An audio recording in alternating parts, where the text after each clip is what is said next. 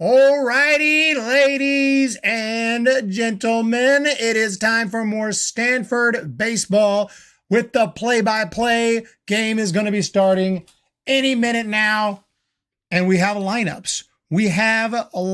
Ladies and gentlemen. The Stanford Cardinal lost the first game of the College World Series, as did Tennessee, and these two teams will be matching up today. Here's the lineup for Stanford, and it is the more or less the typical lineup we've been seeing. A little change though, but Eddie Park will be in center field, Tommy Troy at third, Carter Graham at first, Braden Montgomery in right, Alberto Rios in left, Malcolm Moore behind the dish, then Drew Bowser at second. Little change here. We haven't seen Owen Cobb, but he'll be DHing. Haven't seen him lately. And Timo Becerra will still be at the shortstop position. But the ace for Stanford, who had an amazing performance in his last outing, the lefty, that was against Texas. Today he'll be facing Tennessee. It's Quinn Matthews. Quinn Matthews, a former Rays draft pick. He is going to be one of the better arms in the draft this year, so look for his name to be taken at some point in the 2023 MLB draft. And that is your lineup for the Stanford Cardinal. I want to thank everyone for jumping in today for this play-by-play. First pitch should be occurring shortly. I'm not sure what's going on. The stream is not kicking off here on ESPN, but we'll try to get that going as soon as the game starts. Hopefully you're not going to miss any of the action. But as far as Tennessee, we have a lineup as well. So here is Tennessee's lineup. The Volunteers with Maui Ahuna at short, Hunter Ensley in center field, Jared Dickey in left, Griffin Merritt DH and a Christian Moore at second, Blake Burke at first base, Zane Denton will be at third, Christian Scott in right, and Cal Stark behind the plate with Chase Dollander on the mound for Stanford. And we'll definitely have some insight into these players today and talk about their draft stock, talk about how their season has gone. And obviously the key is, though, this is a win or go home game. So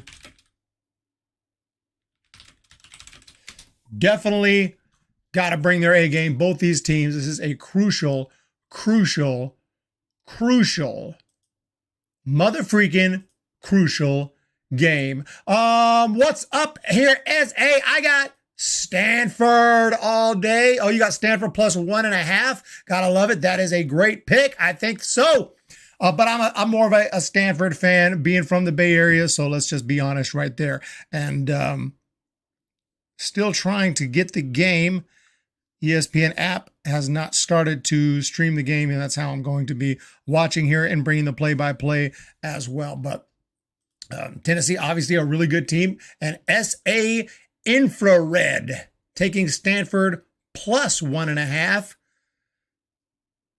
So let's hope that you win that bet. I'll definitely be rooting for you. We'll try to bring a more even play-by-play if I can and not get too overly excited for Stanford, but I've been following them this year. They've been playing great. It's been an awesome season. Unfortunately, that first loss against Wake Forest, the #1 seed, not a big surprise that they weren't able to they had a great game. They weren't quite able to pull it off, though. This game is going, and I'm not getting the broadcast here. I'm going to bring you the scoreboard here. I'm not sure what's going on with that. So give me 1 second here. I'm going to put up the scoreboard so we can see it.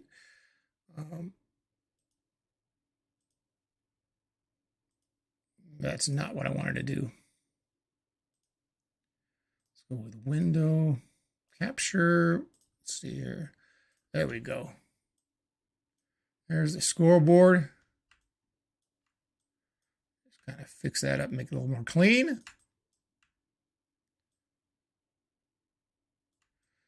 Stanford, the home team today in Omaha.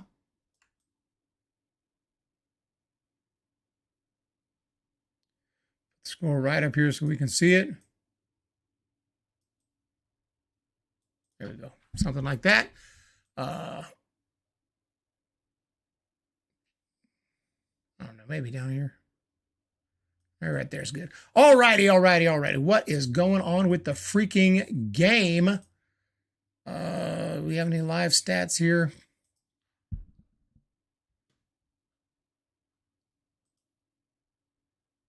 Batting is about to begin for this one. Maui Ahuna should be stepping into the box. What is going on? What the heck is going on with the stream?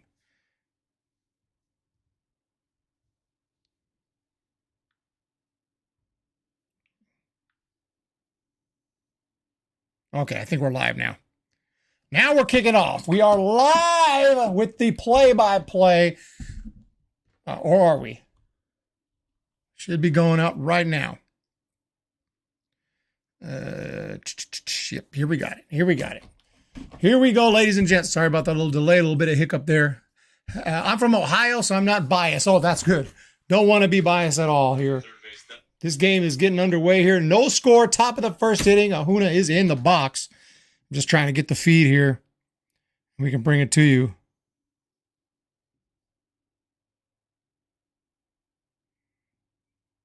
I think there was a fly ball there. Let's see what happens here. Okay, so we are underway. Looked like a base hit to get things going. We got a runner at first base, nobody out, top of the first inning, and we are on like Donkey freaking Kong. Maui Ahuna, I believe, just roped a base hit. I didn't quite catch it. We're going to see what's going on here. Yes, single to right center field, and this game is underway in Omaha College World Series. Win or go home.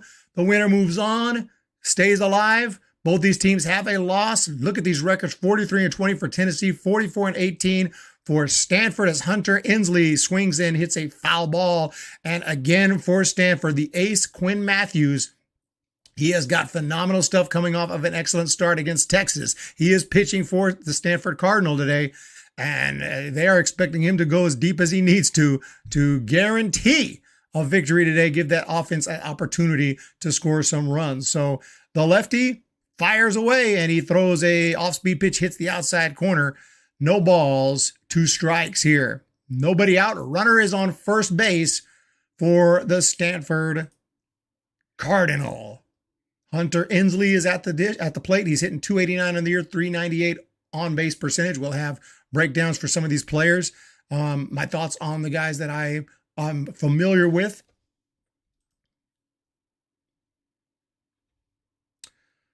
But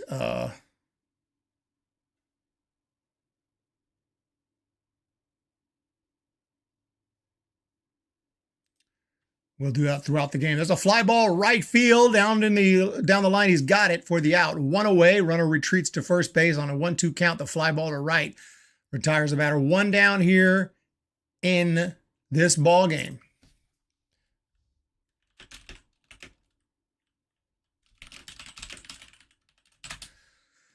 That'll bring up Jared Dickey, left fielder, number 17. Left-handed hitter here will be lefty on lefty. The pitch from Matthews is a kind of a curveball that drops in there for a strike at 84 miles per hour. No balls and a strike. Jared Dickey from Mount Juliet, Tennessee, 6'2", 204 pounds, 12 bombs on the year with 51 driven in, 918 OPS. As Matthews kind of waves his glove around, throws, there's a bunt down the third base line, but foul. So kind of a possible drag bunt / sacrifice if he was to get thrown out. Let's go Stanford, 100%. Let's freaking go. Love it here. We're in the first inning. No balls, 2 strikes, 1 out. There's a runner at first. Led off the game with a single. That was Ahuna. And Jared Dickey stands in.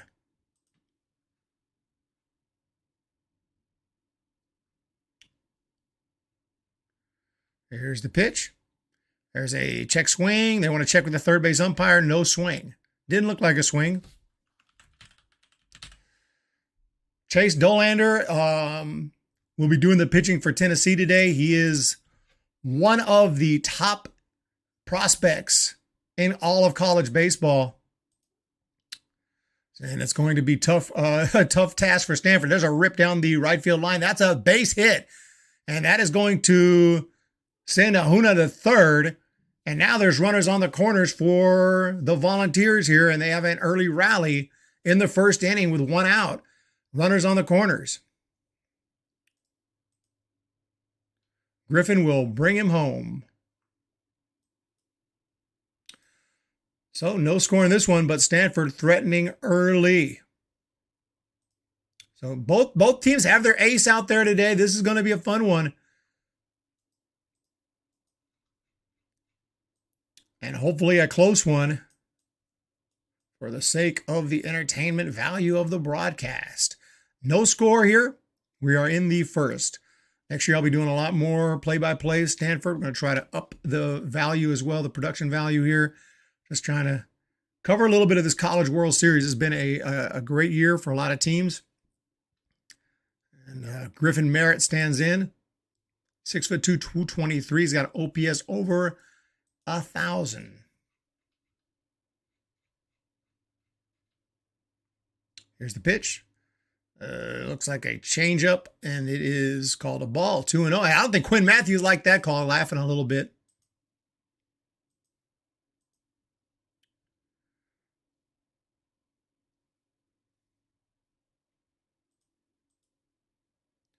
Pitch on the way. Swinging a fly ball right field down the line. That one could be a problem, but it's going to hook foul. A little scary for a second. It looked like it might be extra bases, but definitely an easily foul into the seats.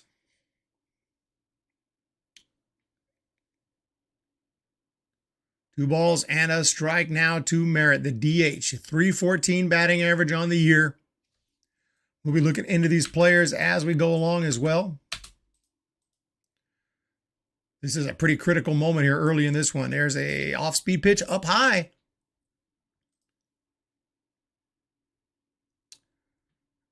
Early issues here maybe for Quinn Matthews. Runners on the corners. He's definitely in a jam. And he's got 3 balls. He's on the verge of walking the bases loaded with just 1 out in the first inning. Not how he envisioned this game getting started. There's a ground ball foul, and that's going to make the count full. On deck is Christian Moore.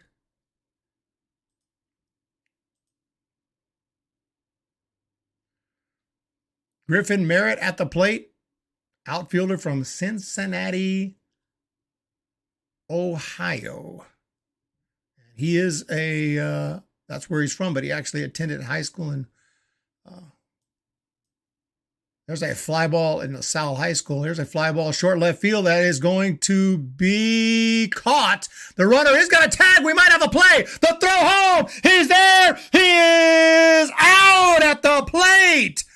And that's going to do it. So the third base coach being extremely aggressive right there on that fly ball to left field and tried to score the run, and he was gunned down.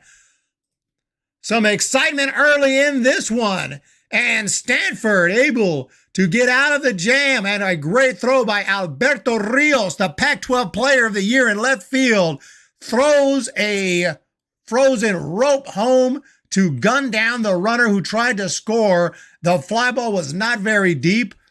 I understand why you would go for that. You got to get on the board here with runners on the corners. You feel like that's your chance to score, but you did have Christian Moore coming up, a good hitter. Very, very risky play. He is thrown out at the plate, and Stanford avoids the trouble in the first inning. Bo Falcon! Let's go, freaking Cardinal. Nice play. Way to get out of the jam right there. 100%. What's up, Bo Falcon? What a freaking play. Thank you for jumping over here to the Hum Baby Prospects channel. We are just growing this channel. Bo Falcon, do appreciate the support, you being here. We are unmonetized over here, but obviously I'll be live later tonight after the Giants game, and we will have a special guest with Travis from SF Bay Area Sports Talk tonight over on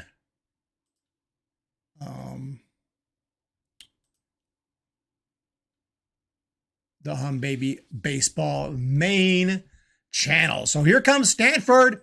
Let's freaking go. Eddie Park, Tommy Troy, and Carter Graham are coming up for the Cardinal. Again, they have the typical Owen Cobb. A good player. He hasn't been in the lineup lately.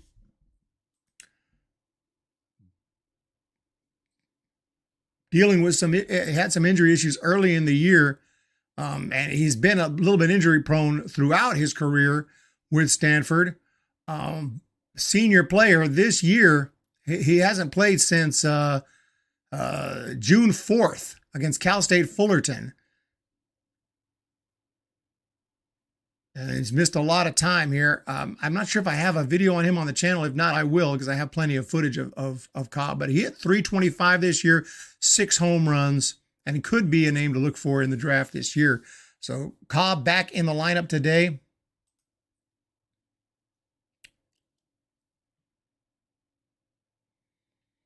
Looking at some of the names here. Court McDonald is another good player, freshman. We'll be seeing him in the future. Henry Gargis, good power hitting senior. Hadn't gotten much playing time lately. I'm hoping to see him at some point though. But the lineup has been pretty damn secure. Has been pretty unchanging until tonight.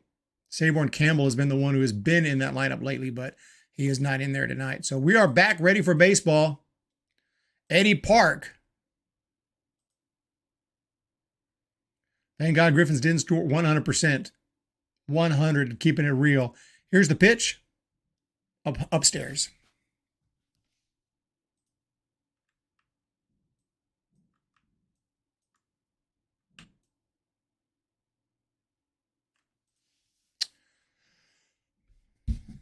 Next pitch on the way. Is swung on and roped to short, and he hops up and makes the catch. 1 down. He ripped it off the bat. Looked like a probable base hit, but it was kind of right at the Tennessee shortstop, Ahuna, who just hopped up. I don't know if he needed to jump, but he did anyway and made the catch. 1 down. And that will bring up Tommy Troy. Future big leaguer, in my opinion. He'll go in the first round, probably. And he's just such a good hitter. He has power. He barrels everything up. And very quick, good defense over at third. Just overall, a great player. And he stands in to try to get things going for the Stanford offense today. Here's the pitch. Upstairs and outside. 1-1 the count to Tommy Troy. So no runs in the top of the first for Tennessee. Charles Dolander on the mound. The pitch on the way is swung on and roped to center, but that one is playable, and it is caught. 2 down. Dolander is, again, expected to go very high in the draft this year, possibly top 5. That's how good he is for Tennessee. Definitely the favorite to be the first pitcher taken this year, but not a guarantee. There are other pitchers as well, like LSU pitcher, who is really good as well, has a chance to go really high. So there's some good arms out there. Bryce Eldridge, a high school arm, really solid, although he's kind of a two-way guy. That pitch is down low. So, but anyway, Dolander, he can hit high 90s. Here's Carter Graham, big power, 15 home runs. He's got a video on the channel. As the right-hander Dolander winds and fires, swinging a ground ball foul back. Solid slider. That's his key pitch, his weapon right there. But he also throws in some slow stuff, a good curve, a good changeup. And anytime he needs to go back to that heat, he can do that. Very good pitcher, very good arm. And I'm pretty sure he's going to be long gone by the time the San Francisco Giants get their pick around 16. That's in there for a strike. But today it's all about Tennessee Volunteers in his mind, and he's going for this W to try to keep his team in the World Series. Both these teams lost. Here's the pitch. The first game, that one's way outside. Almost went to Stanford and wanted to play for their baseball team, but family issues came up and I couldn't attend. All I got is a baseball with their logo. Hey, that sucks, man. That's how it goes. But that's awesome. Here's the pitch. I did not watch the video of that's outside and low. I did not watch that video. Tennessee coach went off on them after the loss. If you haven't watched, it's insane. Wow. And I love coach rants, but I didn't realize he went off on his own team after the loss. And that's on video. That's insane. I'm sure coaches go off often on their teams, but usually not caught on film. That one's down in the dirt for ball 4. And the Stanford Cardinal have a base runner with 2 down. Carter Graham is able to work the walk, and that's going to bring up Braden Montgomery.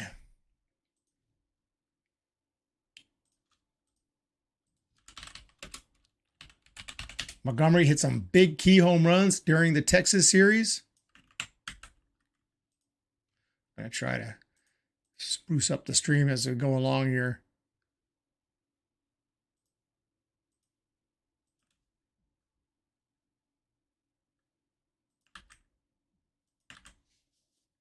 Okay, here we go. There's a pitch, and it is ball one outside. Braden Montgomery, sophomore. I got OPS over 1,000, 17 bombs.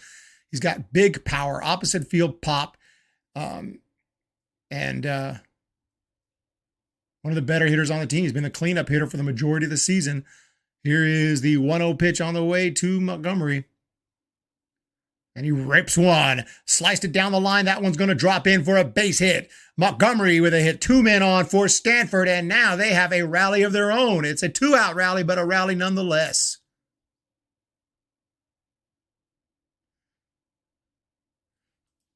Oh, it says Wake Forest. I could have sworn I fixed that. Thank you for that. It is now fixed. I rushed this. I decided to go live 5 minutes before the game. 5 minutes before the game. I was debating working on a documentary or going live for the play-by-play, which is not going to make a penny because obviously this channel is not monetized, but hey, we got to grow it. And Humby Baseball is hanging in there right now. We just swept the Dodgers. We're doing fine over there. And I decided at the last minute to go for it. Alberto Rios, Pac-12 Player of the Year, 1,187 OPS. He came out of nowhere after riding the bench for 2 years, and he is now one of the greatest hitters on the team. The runners take off. The throw goes into center field. This is going to mean a run. Here he comes. 1-0 Stanford. The throw goes off into center field on the double steal, and a run scores on the errant throw by Tennessee catcher Cal Stark. So didn't think they were going to score that way, but it works. So a walk, base hit, double steal attempt. The throw to second instead of third is off far to the right. No chance to make that catch. The ball goes into center field. The runner who stole second remains there, and that's Braden Montgomery. So Montgomery stands at second. The first pitch is up and in. Batter has to get out of the way of it. And Alberto Rios is still at the plate. It is now 1-0 and it is a 3-0 count. Holy cow. Stanford takes the lead. Here's the pitch. That's a strike on the inside corner. 3-1 the count. Gotta love it. Gotta love it.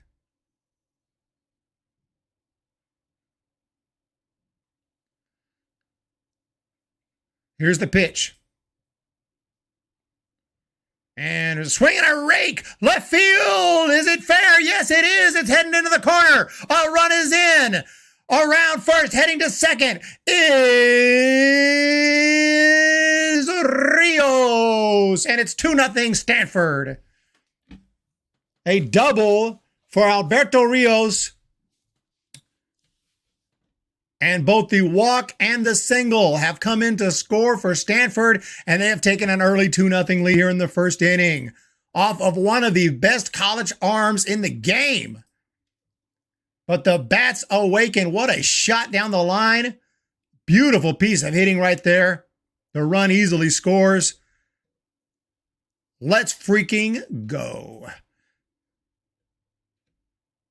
So 1.5, you bet plus 1.5, meaning Stanford, correct me if I'm wrong, Stanford has to win this game by 1.5 or more, or by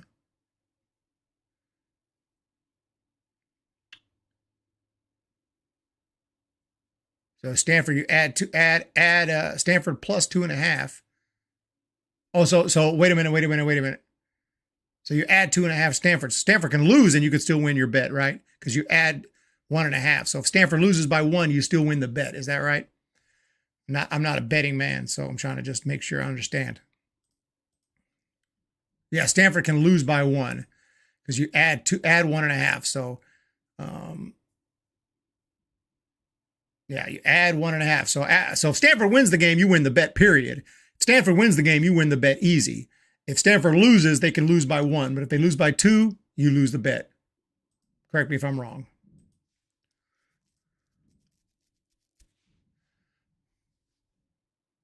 Exactly.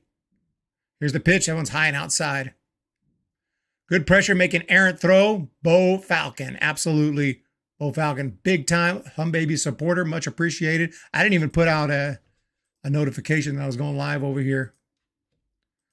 But that's all right. That's all right. Malcolm Moore, who's been just insanely good, takes a huge hack and he misses it. 1 ball, 2 strikes to Malcolm Moore, the catcher, who's hit some key home runs, key extra base hits, key walks, key hit by pitches. He's just been a monster in that lineup over the last couple of weeks for Stanford. They wouldn't be here without him.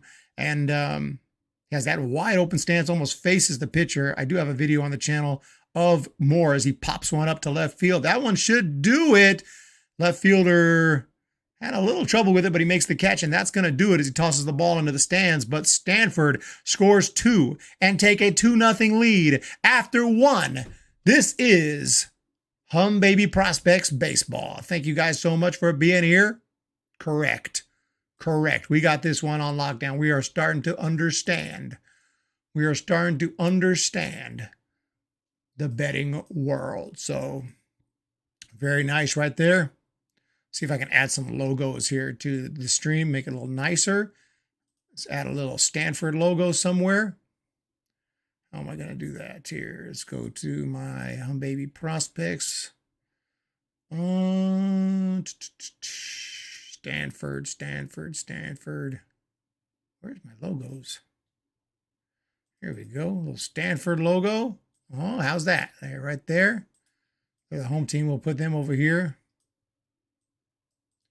And then I'll grab a Tennessee Volunteers logo.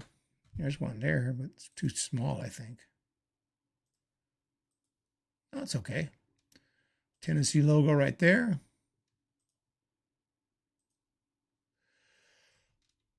Hope everyone's having a fantastic day. We're on a little commercial break right here, just waiting to get back to the game. I'm going to add a few graphics to the stream. And like I said, decided to go live 5 minutes before the game, so I don't have everything set up all nice like I'd like, but hey, we're going to rock and roll with this.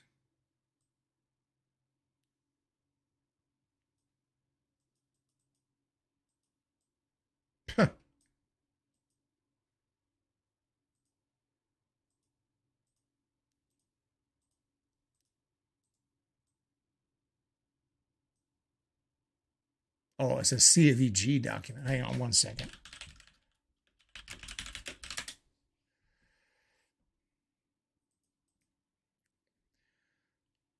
Two nothing. What a great start for Stanford today. There we have the logo here. The first logo wasn't working. Wrong file name. And the pitch from Stanford's Quinn Matthews is just a bit outside. 1-0 the count.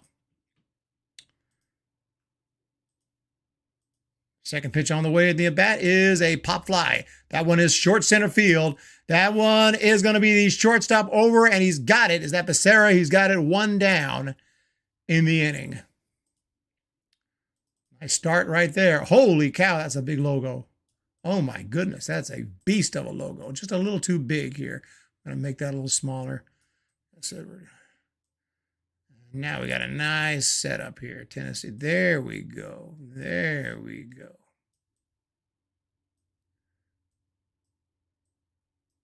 Okay, back to the game. There's a swing and miss. 0-1 the count here. And at the plate for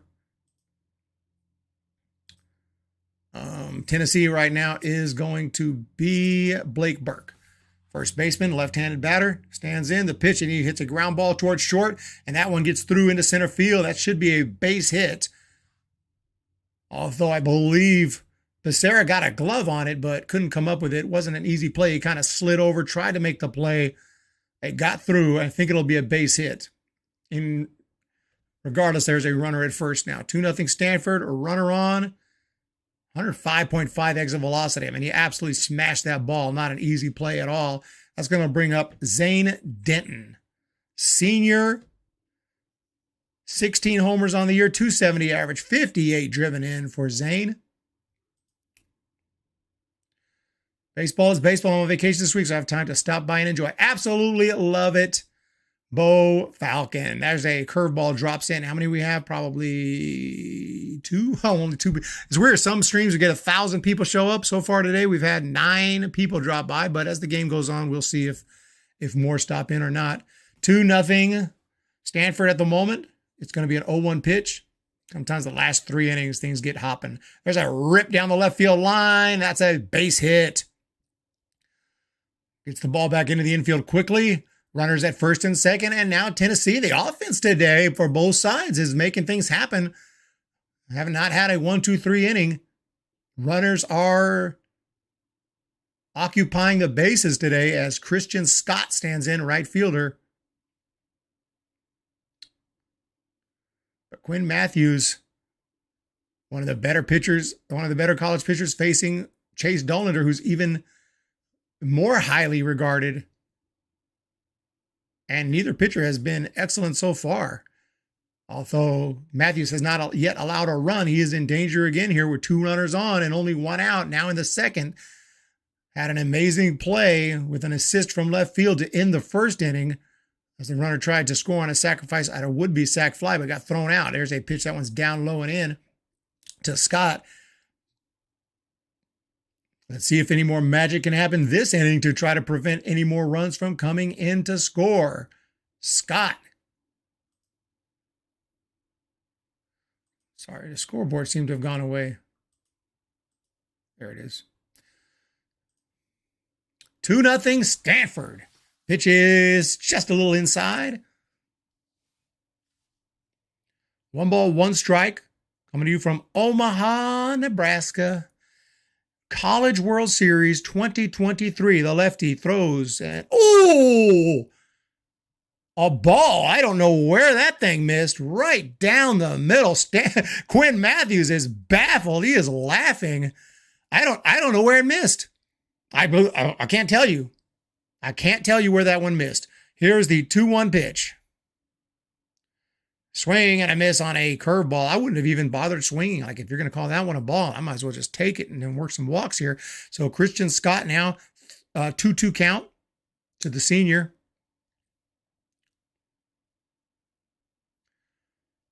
So the lefty delivers and a swing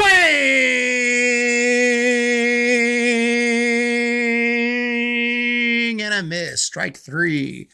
And that is going to be the second out of the inning here at the Men's College World Series. A hooking curveball.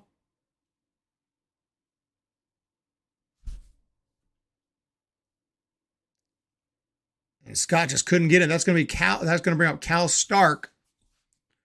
Going to try to, and on his mind right now, he wants to make up for that errant throw earlier in the game that allowed a run to score, and he swings and fouls one straight back.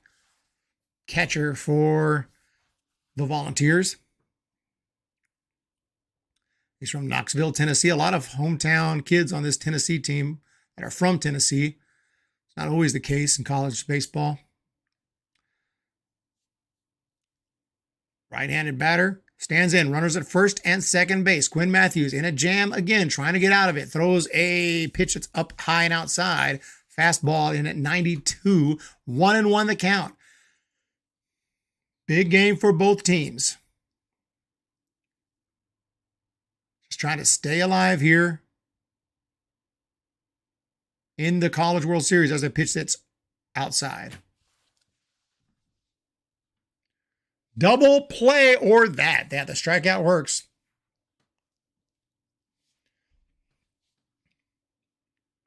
So right-handed batter standing in, waving his bat, waiting here for Matthews. The pitch, way high. That one might have gotten away from him.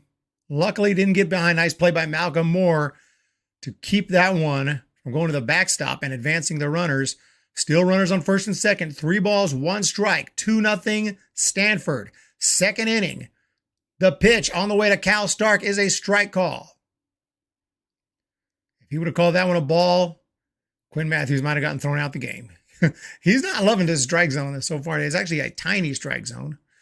It's just not typical in college baseball or really any level. Umpires like to call strikes more than balls. Here's the 3-2. Swing and a miss, strike 3, and Quinn Matthews gets out of another jam, this time on his own with the strikeout.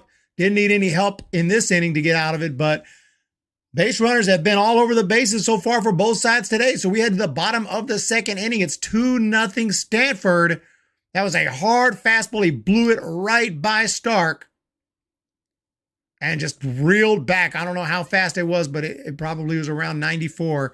And he gets out of the inning. So that's going to do it for Tennessee. Thank you, SA Infrared Bo Falcon, for being here on this wonderful day. There is a 0-0 score. And we will be back. Stanford is coming up. Due up for them will be Moore made the last out for Stanford. So it'll be Drew Bowser, who has been just raking lately, hit 3 home runs in 3 games against Texas. Owen Cobb, who has been hurt. You haven't seen too much of him lately. So he is back off the injured list, and he'll be DHing today. And then Timo Becerra, bottom of the order today for Stanford. Great team for sure. 2-0 lead, not the safest lead. I'd like to see something a little bigger than that, but for now, that's the lead. But we're only in the second inning here, just getting started here on this beautiful day in Omaha.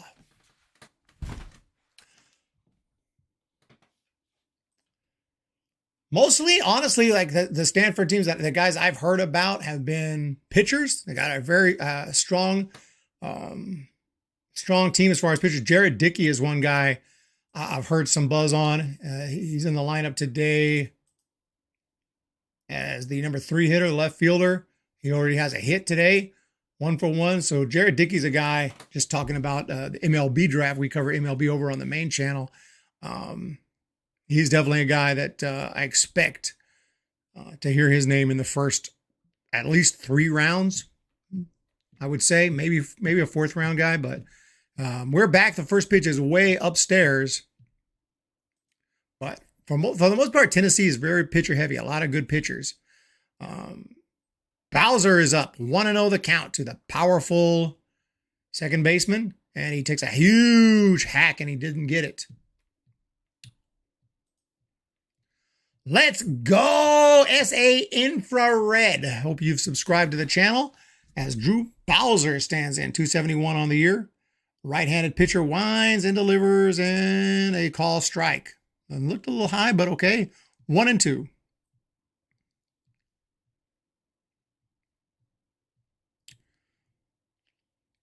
We're at the College World Series. We'll go over some of the other scores as well. The right-hander throws and a swing and a miss, strike 3. That pitch was not close. It was up and in, a fastball. I don't know how he even swung at that, but he made a full swing and wasn't even close. So strike 3 to Drew Bowser, 1 down. Looking at the replay of that. You know, they have that view from the umpire camera, and you can kind of see what they see as a hitter, and you get a look at what they see, and it's not surprising you swung at it. Actually, right off the hands, it looked like it could be fat, and before you know it, that ball just cut up and in, and it ended up close to hitting him, and he still swung at it. First pitch here is high, 1-0. But you see from that angle, you get a little better idea of what they're seeing, and it's definitely easier said than done to lay off some of those pitches. 1-0 pitch is swung on, high fly ball, right field, down the line. It's actually towards the first base side, and it is foul off the wall, and a sliding attempt by the first baseman, but no chance to catch that one.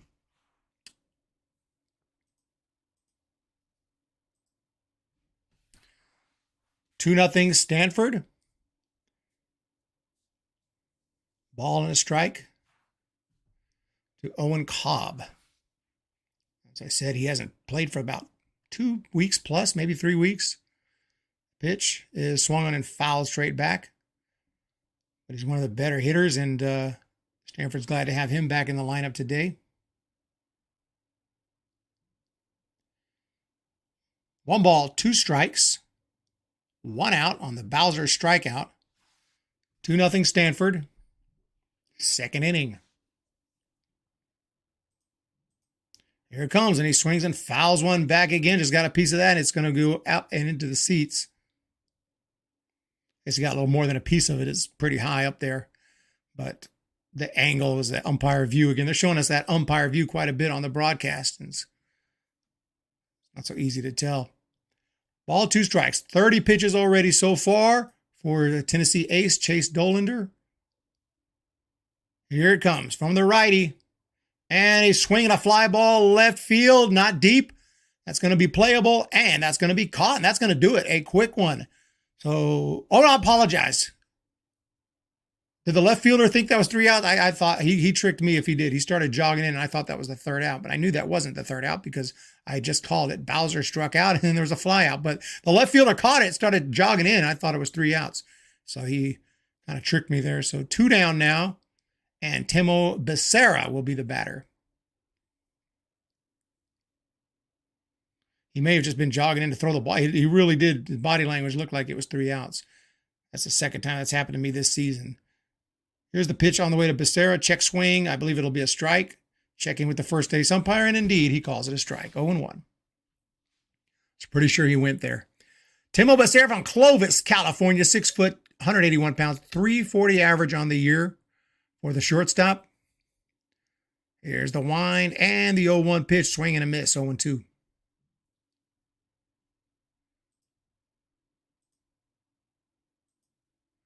Tennessee will have the top of their order in the 3rd inning. And if Becerra makes an out, Stanford will have the top of their order as well in the 3rd inning, but we'll see what happens here. Pitch on the way is down low, 1-2.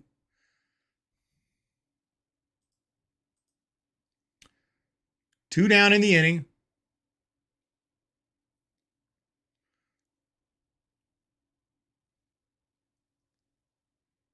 The wind and the 1-2 pitch is grounded to short.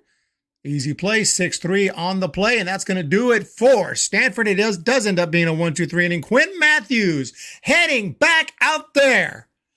Let's freaking go. We do have, I don't have any Tennessee videos on the channel. But I do have, this is the channel right here. Definitely have some, there's Carter Graham, Tommy Troy. Let's go to the playlist here. You go to the playlist, Stanford,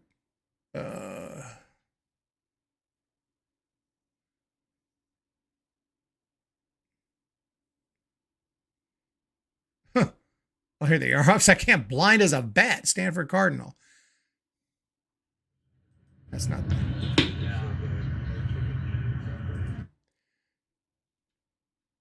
Let's see if we can just view the playlist. Okay, so I only have 5 at the moment. I got Malcolm Moore, Henry Gargis, Quinn Matthews, Tommy Troy, and Carter Graham. I need to add some more to that for sure.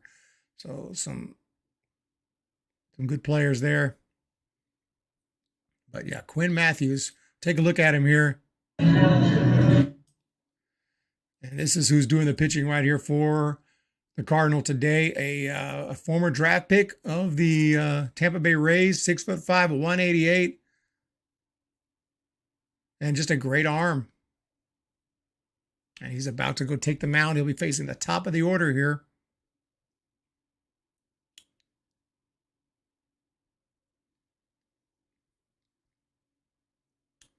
For Tennessee. I appreciate everyone for hopping in today for this one. College World Series. Second game of the World Series for both these teams. They lost their first. So they'll match up against each other. We'll try to take a look at the bracket and try to get an understanding of what's going on overall throughout college baseball. We are back here. Quinn Matthews. Pitch on the way is upstairs. Let's get back to the lineups. It is at the top for Maui Ahuna, 1-for-1, and he swings and misses. A ball and a strike. We're in the top of inning number 3. He was drafted, I think, after high school. Oh, no, no, no, no, no, no, no, no, no, no, no, no. You're right. He was drafted last year. He was drafted in 2022, but he decided to come back to Stanford for his senior year. That's what happened. So, yeah, he was drafted last year.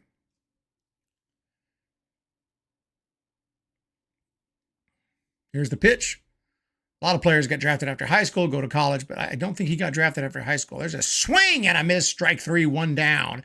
And that's how this inning gets started. Top of the third, one away, and that's going to bring up Hunter Inslee. 0 for 1 on the day.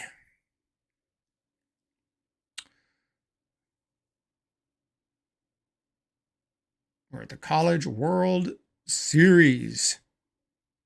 Stanford is up 2-0. The lefty, Matthews, throws a changeup on the outside corner, strike one. Inslee is 287 on the year. He lined out in the first inning. He's got 7 bombs this season. Here's the pitch. Swinging a foul off right into the upper deck on the right side. It'll be a souvenir. Like I said, Jared Dickey on deck. He's one of the main guys, one of the names I'm hearing some buzz about this year in the draft, but wouldn't be surprised if several of these guys in this lineup today end up playing professional baseball. It takes that one low and in.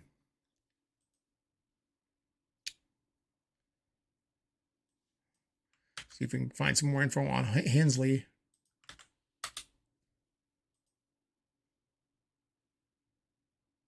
Yeah, 6'1", 200 pounds. He takes there, must be a ball, 2-2. Not sure where it missed, but got a long resume. There's a ground ball to short. That's picked up. Becerra's got it. Throw over to first, and that's going to be an out. So here he comes, Jared Dickey. Now, this is the guy that I've been talking about. I do expect him to definitely be taken here. He has turned a guy who kind of was a role player before this year. He is just converted into an everyday guy with big power, and he swings, and there it is, but he got under it. Right field, it is going to be playable, and it is caught, and that's going to do it.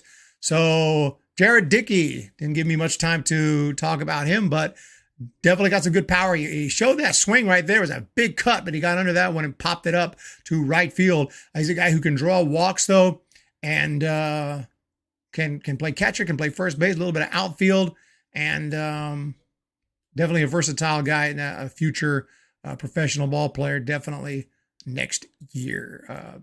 Maybe this year, right? So we'll see. He may make it into the minor league system. But that is going to do it for Tennessee. Stanford is coming up. Who is coming up exactly? It is going to be the top of their order. So Stanford with the top of their order, Eddie Park, Tommy Troy, and Carter Graham. The last time that happened, they scored a couple of runs. Let's see what they can do here as we head to the bottom of inning number 3. Thank you for the support. Yeah, after college, he will go into the minor league system of whatever team drafts him. Usually this year, like the same year, you go into rookie ball, typically, or low A for college players sometimes, and then next year he'll play a full season in the minors. That's where they'll end up going. But I'll be streaming the draft, some of it on my main channel and some of it here as well. Rounds 2 and 3, I'll probably stream right here on the Prospects channel. Round 1 will be over on the main Hum Baby Baseball channel. And we're looking forward to all of that. So we don't play around. We don't play.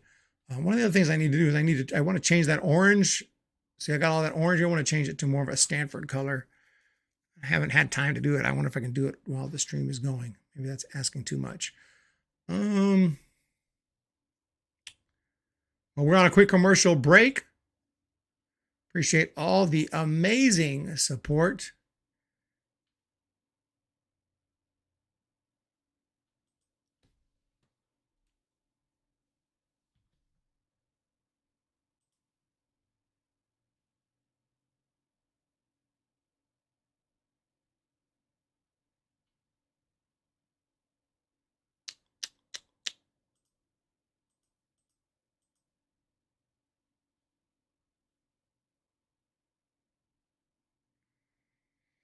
We're back.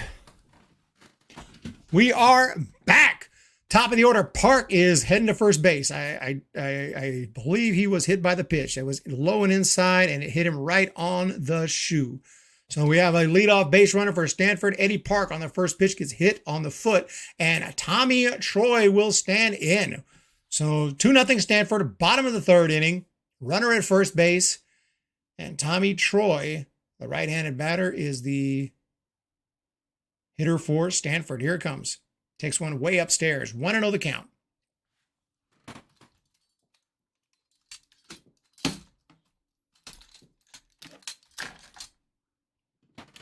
Oh for 1 today. He is flied out. There's a shot one to center field that was caught. There's a throwback over to first.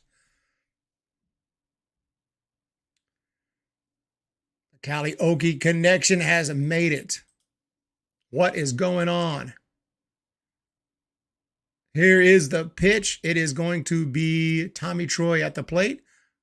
There's a pitch that is upstairs, 2-0. Stanford leads it 2-0 on a wild throw into center field that brought home a run, and I believe it was a double that brought in a run, but right now 2-0 to score. Am I frozen? Am I frozen? Can you hear me at least? Yeah, it's showing I have a bad connection all of a sudden. Well, I don't have time for this today.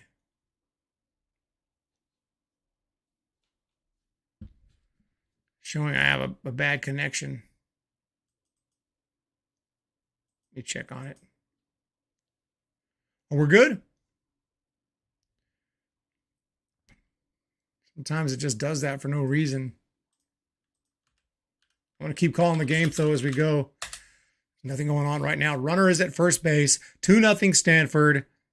And Troy is at the plate. Here comes the pitch. And it's a strike call. 2 balls and 1 strike. I'm checking the speed right now.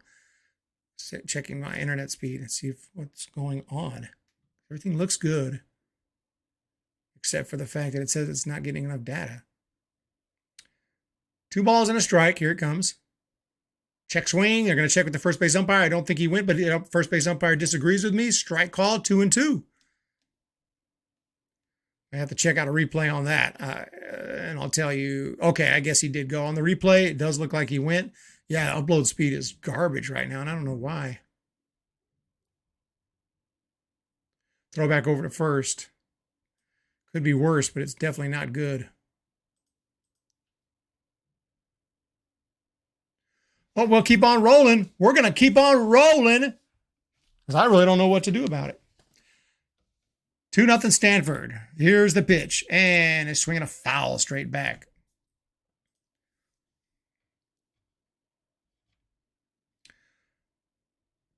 Tommy Troy, one of the brightest players on the Stanford roster. I'm hoping the Giants get him at 16.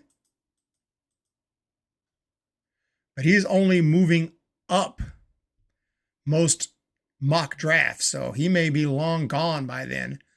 But with that right-handed swing, that plus power all over the ballpark, he definitely has a shot to be an all-star MLB player someday. And he's a quick runner, too, and a great defensive third baseman. He can move around. He can play a little short, play a little second base if needed.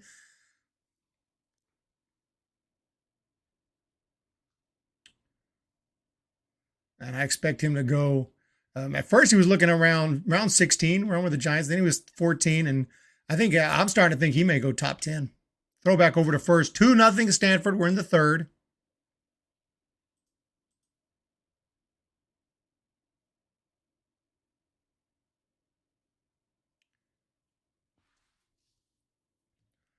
We have a runner on first base. 2-0 lead. Troy still up there. Here it comes. And it's a pitch out. No throw. He dropped it. The runner was going. Tennessee tried to pitch out. So they guessed right. But then on the transfer, Cal Stark dropped the ball. And so the runner steals second base. And now Stanford has a runner in scoring position and a full count to Troy. Here it comes. Inside, ball 4. Tommy Troy walks, and now Stanford have 2 runners on. Troy will be at first. Eddie Park, who was hit by the pitch and stole second, will be at second. And Carter Graham is at the plate. We do have Graham.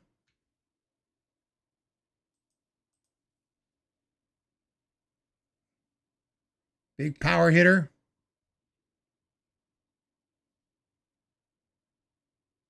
Stands in. Here's the pitch to Graham. And a swing and a foul off to the left. 2-0 Stanford. We need this run to score. Troy was batting. Troy walked. We need the run to secure the lead a bit.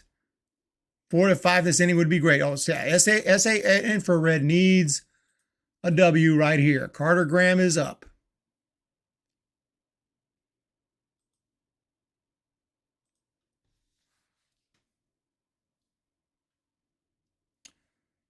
Two men on. Nobody out. Big opportunity to extend this lead. The pitch takes one just a bit low. A ball and a strike. Stanford lost to Wake Forest 3-2. Tennessee lost to LSU 6-3 in each team's first World Series game this year. And now they meet up to find out who moves on, who goes home. The pitch on the way. He popped one up, and that one's going to be way back into the seats. 1-2 to Graham.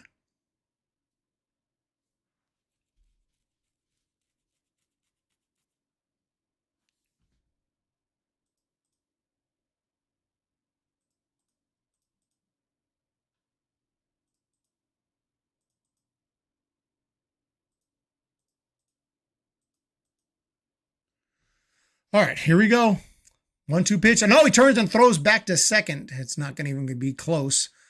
Not sure what the purpose there was. Dollinger just, the last second, decided to try a pickoff play, and then he decided to go and throw it so he wouldn't get a balk. So we will do this again. 2-0 lead for the Stanford Cardinal. Here's in the third inning, Dollinger. He's got his sign. Checks on the runner at second. 1 ball, 2 strikes. The pitch outside, 2-2.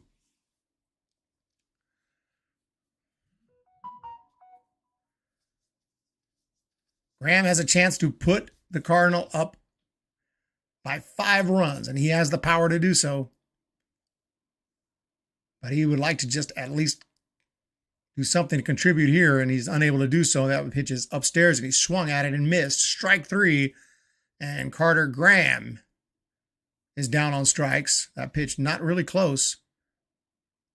Must have looked fat, though. And again, with that umpire view, you can see it does look pretty good coming out of the hands of the pitcher. But that pitch looked like it was almost rising. But Dollinger, that heat.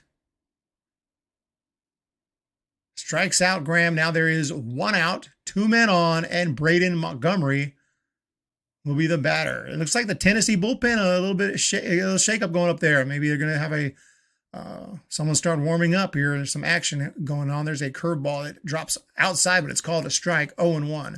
This umpire's kind of all over the place. Braden 1 for 1, 336 batting average, 17 bombs, 60 driven in. He's already singled, stolen a base, scored a run. Switch hitter, lefty, batting left-handed. Here's the pitch. And he swings and grounds one up the middle. Through! It's a base hit for Montgomery. Around third. Here comes Park. He's in to score. 3-0 Stanford. Braden Montgomery right up the middle. That'll put runners on the corners. Montgomery at first. Troy at third. Graham across the plate. Park across the plate. And it is now 3-0 Stanford. Nice shot right there, and that's going to bring up Alberto Rios, who already has a hit and an RBI earlier today.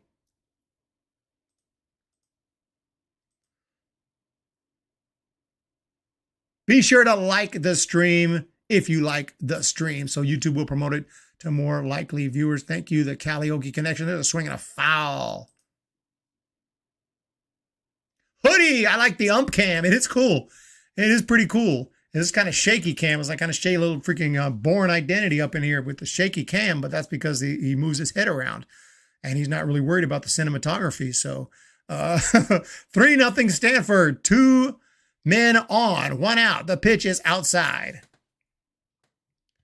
Hoodie, I think it's on ESPN. I'm on ESPN Plus app watching. I think it's on ESPN 2 or ESPN. It should be. Definitely able to, if you want to get the visual, and I'll bring you the play-by-play, and if you can time it up and synchronize that up, that would be cool. I'm thinking next year I want to add like a little background crowd noise, even if it's not the real crowd. It's just a little something, maybe make the stream a little bit better. A little baseball sound, nothing loud, nothing big, just a little touch. I don't know if it'll make it better or not, but you know, when you listen on the radio, you can actually hear the crowd. You can hear some of the baseball sounds. There's a throwback over to first.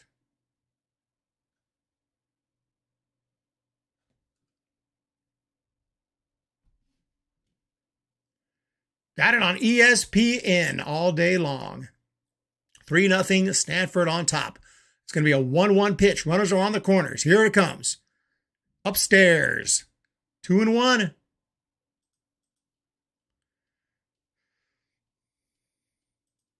Alberto Rios. He has been a beast all season long for Stanford. Pac-12 Player of the Year. Straight up batting stance. Here's the pitch. He hits one high to center field. Will that be deep enough? He makes the play. The runner is tagging. The throw. Not in time. It's cut off. And Stanford adds another one. Make it 4-0. On the sac fly to center field. 2 more runs in the third. It's a 4-0 lead with the ace Quinn Matthews on the mound today. Stanford have touched up Chase Dolander, who is the best college arm out there, or at least one of.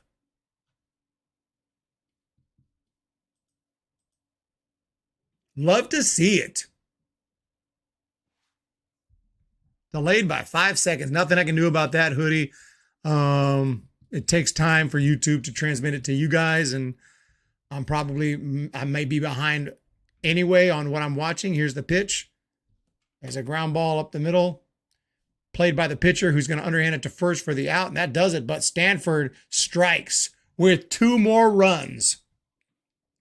There is an option, but I keep forgetting to check it. Like the amount of delay when I set up my stream. I think I have it on the best option though, but I need to make sure about that. So Hoodie, thank you for being here.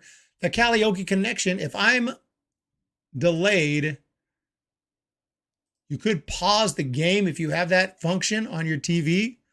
If you have the DVR function where you can pause the game, wait 5 seconds, unpause it. What I do is, it doesn't really work because you can't hear the sounds of the game on, but I kind of wait, like as soon as he catches it, I'll pause. And then when I hear the sound on the radio, I'll resume. So I know as soon as he catches it, we're synchronized, but it's kind of hard because I don't have the sounds of the game. But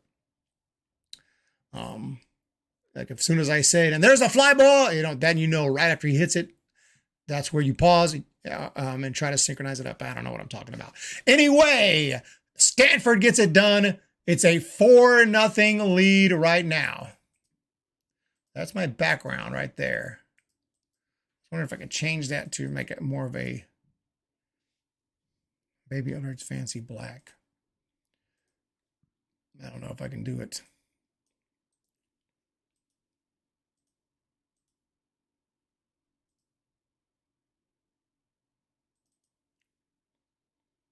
You know what? Let me not do that right now.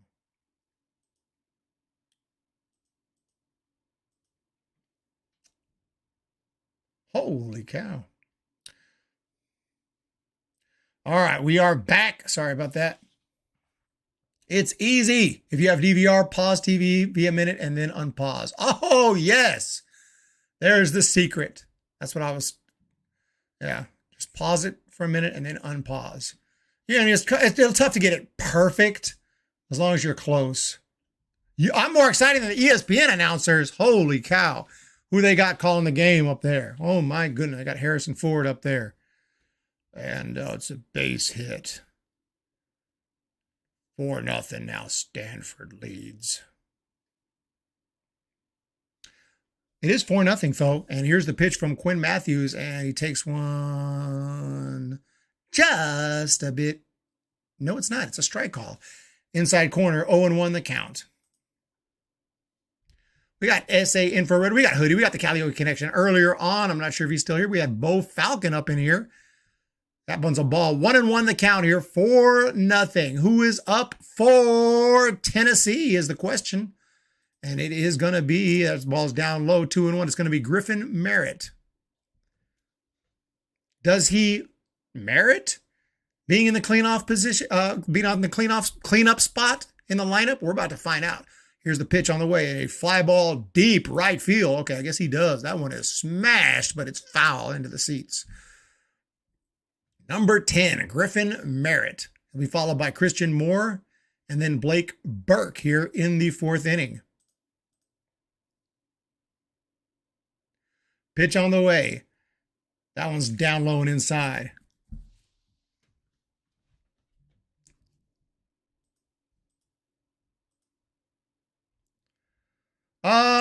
I keep on removing the scoreboard accidentally. There it is. Swing and a miss. He got him. Strike 3, Quinn Matthews. He's been looking good today. He's allowed a few base runners, but he has not allowed any runs. 1 out here in the 4th on the strikeout. Merritt did a decent job of waiting for it. He identified the speed of it, but that just had too much movement. And he swung over the top. 1 out. Walker starting tonight for San Francisco. That's not bad news, actually. He's a great arm. There's a curveball that drops on the outside corner. Giants will be playing the Padres. We will have some scores across college and Major League if there are any. It's still early in the day. Here's the pitch on the way. There's a swing and a drive. Left field. Hit it pretty well, but didn't quite get into it. It's at the warning track, and the catch is made for the 2nd out. He barreled it up, but he just didn't quite get his whole body into that swing. Showed pretty good power, though. Got it to the warning track, but not enough. And there is 2 down here. That's going to bring up Blake Burke. Number 25 for Tennessee. Here's the pitch to the lefty. And he takes a hard fastball, 94 miles per hour. That's in there for a strike. Here's Burke, 6'3", 240 pounds. Here's the pitch, outside. He has huge power, capability of hitting that ball a long, long, long, long ways. Pitch on the way is swung on and grounded, fouled the first base side. Graham has it, but it's foul. If we look at his stats, I was just looking for a simple line stat. It's kind of a game-by-game thing. Okay, here we have it. 274 on the year, 16 home runs and just 237 at-bats, which has actually dropped. His home run ratio was better last year as he chops one foul. He hit 14 home runs and 95 at-bats. That's actually insane. 95 at-bats, 14 home runs. A lot of guys have 14 hits and 95 at-bats. 14 home runs. So this dude has massive power capabilities. The pitch to the lefty. Swings and hits it foul. He's just trying to make contact right now. Quinn Matthews is just nasty.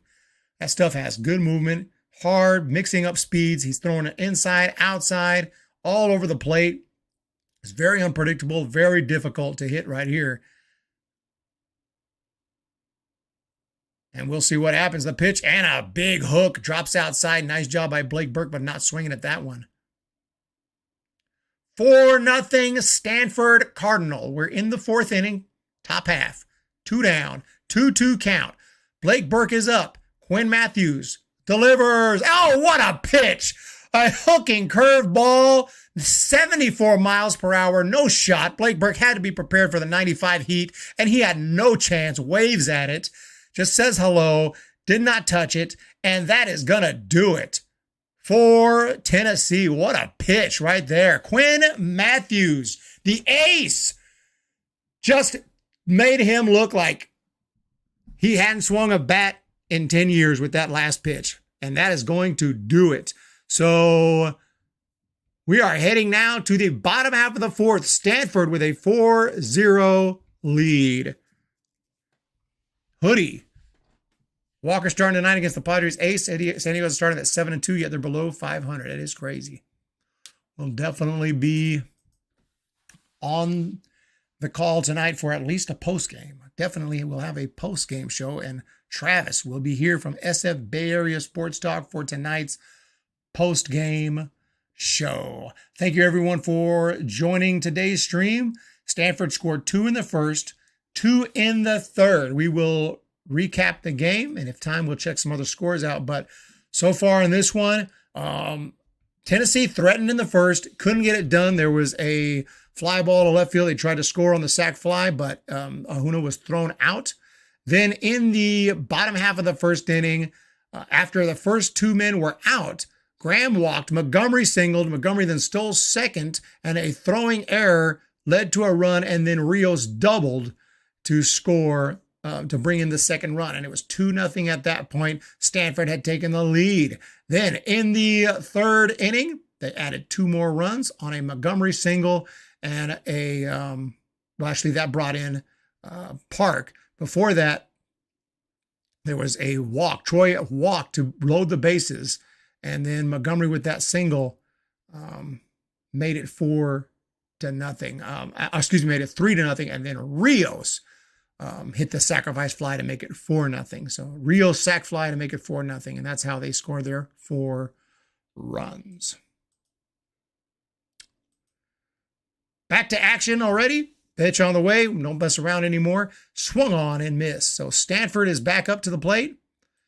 And it is going to be the one and only Drew Bowser. Right-hander, open stance, the pitch. Swing and a miss, 0-2.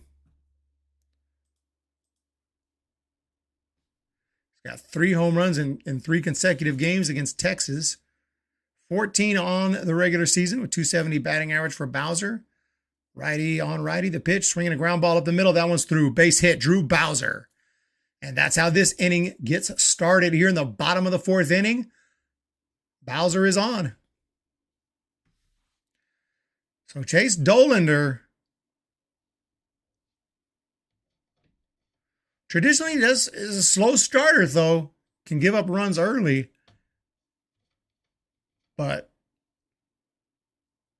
he can go ahead and shut this team down for the rest of the night, and Tennessee is still going to need to score at least 4. And I don't know if he's going to even have, he's definitely not going to have the rest of the night. And right now, it looks like he's going to get a mound visit, and they're going to make a move. That's going to be it. Not only is he not going to have the rest of the night, he's not going to have the rest of the minute. He is done. They're going to the bullpen. A little bit surprising here in the bottom of the 4th inning. Dollander is not happy at all, and Stanford knocks out the potential top 10 MLB draft pick this year, one of the consensus best arms in college baseball, and they knock him out before the end of the 4th inning after a leadoff single. He only pitched 3 innings, technically. 3 innings pitched today because he couldn't get an out in the 4th. He's coming out. Dollander is done. And who's coming in? I don't have the slightest clue, but we're going to find out here on the Baby Prospects channel. So it's a call to the bullpen for Tennessee. We'll find out who's coming in and see if it says here. It doesn't say yet. Oh, Burns. Burns is coming in. Let's see if we can find some info on Mr. Burns here. That name does ring a bell. Let's see what's this for. Chase Burns. Okay, yeah, Chase Burns. Looks like is the one who's coming into the game, number 23. Golden Spikes Award winner, CSC Academic All District, all kind of awards. NCBWA Freshman Pitcher of the Year last year, Collegiate Baseball Co-Freshman National Player of the Year last year. Definitely a name I imagine we'll be hearing about more in the future, but let's see if we can see his stats. And last year, 8-2, 2.91 ERA in 14 starts, 17 appearances, 103 strikeouts in 80 innings. Look at this year, 105 strikeouts in 66 innings. That's actually sick. That's actually sick. This dude can pitch. His ERA is a bit inflated this year, probably because of the walks, which actually no, because he's only walked 22 and 60. That's actually somewhat high. That's about a walk every 3 innings, but I actually expected worse. He only gave up 58 hits. I'm not sure. It may just be happenstance. You know, sometimes you give up some runs, but the numbers look amazing. His guy's got a definitely is filthy. So, but right now it's 4-0. So it's up to the offense for Tennessee. All he can do, all Chase can do is just hold Stanford to 4 runs. That's all he can do.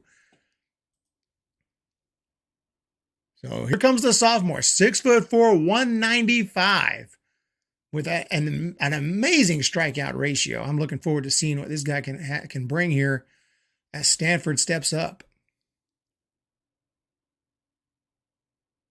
We're ready. The pitch up high for a ball, 1-0. Bunt was shown on the pitch there.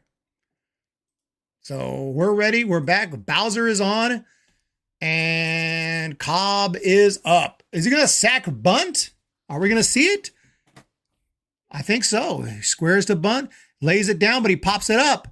It's going to be a terrible, terrible bunt attempt. And, you know, I just made a video on the main channel about the sacrifice bunt and how it's really not that common anymore. And that's partially why they can't bunt no more.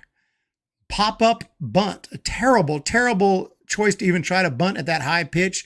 And he popped it up and it was caught and there's 1 out. And at best, what do? You lay down the bunt, you advance the runner. But interesting call right there by Stanford's head coach. But 1 out in the inning now, runner at first base. And that's going to bring up to the plate Timo Becerra.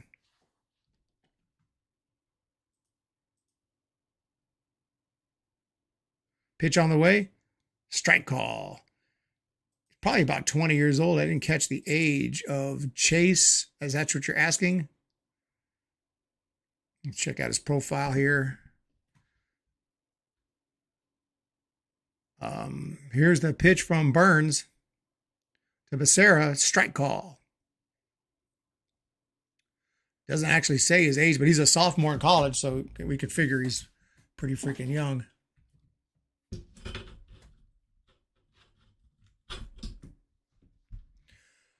We're ready. Becerra at the plate. 4-0. Stanford. The pitch is outside. Corbin Burns, Chase Burns. I don't think they're related because they spell their names a little differently. Runner at first is Bowser. Becerra is up. It's a 4-0 game, right? Or is it Becerra? Yeah, because Cobb popped up. So Cobb popped up on the bunt attempt for the out on a terrible at bat, but hey, he was told to try to bunt. I'm pretty sure that was a call from the coach. So he tried his best. Obviously, I'm not sure how good of a bunter Cobb was, but he didn't look like a very good bunter there. He throws 100 miles per hour. Yeah, it wouldn't surprise me with that strikeout rate. 2-2 pitch. Runner is going. It is a strike. No, he's not. It is 99 miles an hour. Was that a bluff? That was a bluff. Well, he bluffed me. Drew Bowser took off. He took off. And no, he didn't really take off. He just kind of did some high steps there. He tricked me, though. He tricked me. Good job on the decoy right there. But it ends up being a strikeout. 2 down now. 99 miles per hour. Look out for this kid from Tennessee named Burns, because that fastball burns through the strike zone at almost sometimes triple digits. The pitch here is upstairs. So Park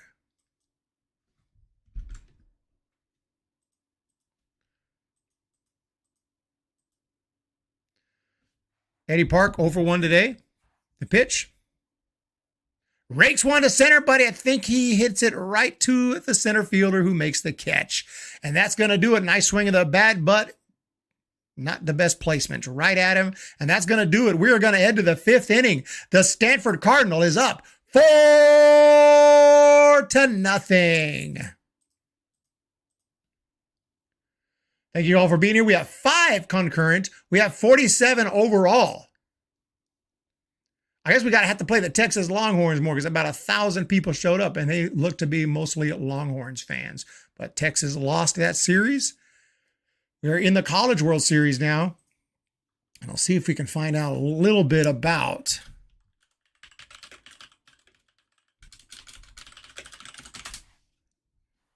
what's going on here. If we can bring up the bracket and try to make sense of it.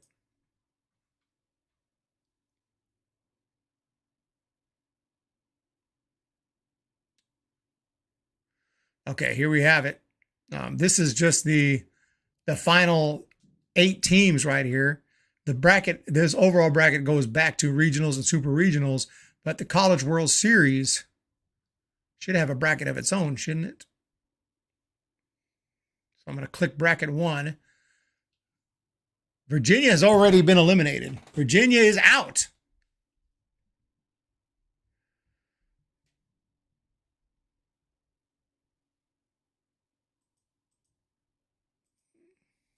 I'm clicking on it and nothing's happening. Anyway, Wake Forest obviously won in the first game. LSU won in the game against Tennessee. So that's why Stanford and Tennessee will face each other, and they are facing each other here today. TCU lost. Oral Roberts lost. Oral Roberts won their first game, and then they lost, I believe, to Florida. Is that right?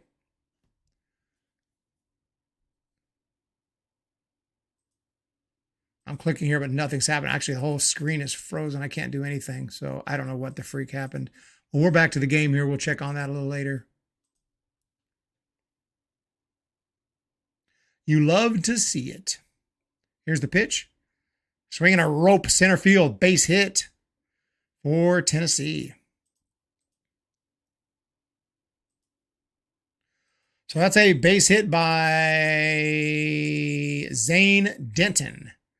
That'll bring up Christian Scott. So Denton 2 for 2 today. Having a nice day at the plate. 104.6 exit velocity on that single. And Tennessee has a base runner. And it's Zane Denton, Christian Scott, and then Cal Stark. And Maui Ahuna will be coming up this inning. Assuming there's no double play, Ahuna will bat. Here's the pitch, lefty to lefty, swinging a ground ball, foul. Well, it could be a caught stealing or something that could also prevent Ahuna from coming up. But with the base runner right now, Tennessee with an opportunity to get back to the top of the order here this inning. Christian Scott is over 1. He has struck out already. He's got a 0-1 count right here. The lefty fires away. That one is outside, 1-1. 60th pitch on the evening or on the day for Stanford lefty Quinn Matthews. Here's the pitch on the way. Curveball drops in for a strike. 1-2. Number 8, Christian Scott, standing in for the Tennessee Volunteers. It's a 4-0 Stanford lead. The game is moving along. We're already here at the top of the 5th, about halfway through this one. The Tennessee bats need to pick it up, and not there. Swing and a miss on a pitch that was nowhere remotely close to the strike zone. That one was way outside and in the dirt, and I really honestly don't know what he was swinging at there, but it's a strikeout, and Matthews will take it. On the replay, it really never looked close. It really wasn't. That one just was, even on the umpire replay, I mean, I guess there was a little bit of movement in to out, but kind of baffling that he swung at that one. He must have been anxious up there looking to swing the bat. But that's an out. Not eliminated. There are pitches inside there. Okay, so basically, my computer screen is, yeah, this screen is completely frozen. I don't know why. I have to reload it.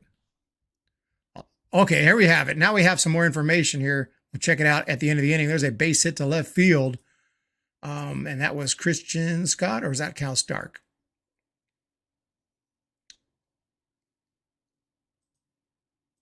Scott struck out, so that was Cal Stark with the single to left field. And now Tennessee, with 2 men on here in the 5th inning and just 1 out, have another rally, another opportunity. They've had a couple of chances today to try to bring home a run, have not been able to do so. But now, with the top of the order, Maui Ahuna coming up here with 2 men on in the 5th inning, Tennessee has an opportunity to put some runs on the board. And they need to as soon as possible. A little delay in game, something going on here. Looked like Malcolm Moore had something quick to say to Matthews, but we are ready to go here. Ahuna, 303 batting average, 8 bombs on the year, standing in, facing Matthews. The lefty throws, and a hook that drops down low and outside. 1 ball, no strikes, the count.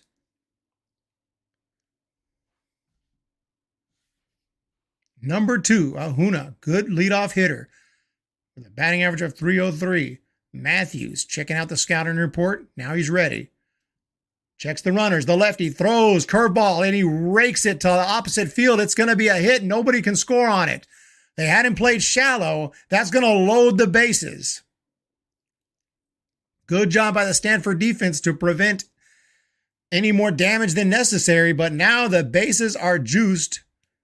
And with 1 out, the tying run is on deck. Excuse me, the tying run is coming up. It's a 4-0 game. So actually the tying run in Hunter Hensley will come up to the plate, and that is going to be cause for a meeting at the mound.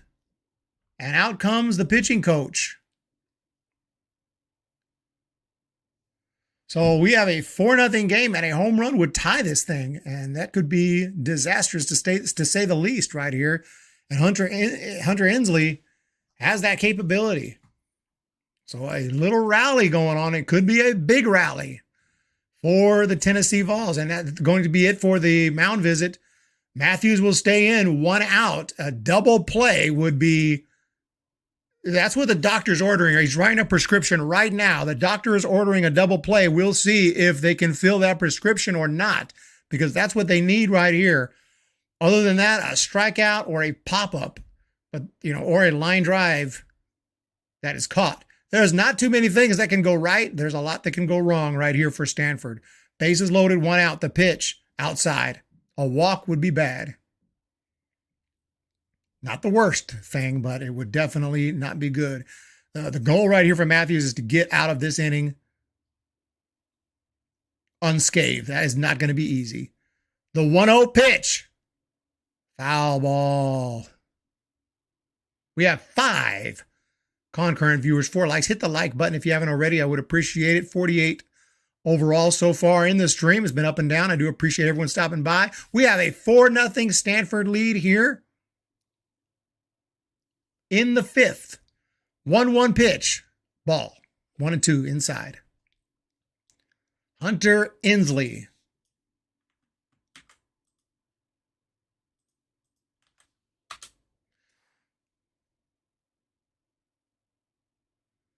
Homered in the first game for Tennessee in the College World Series.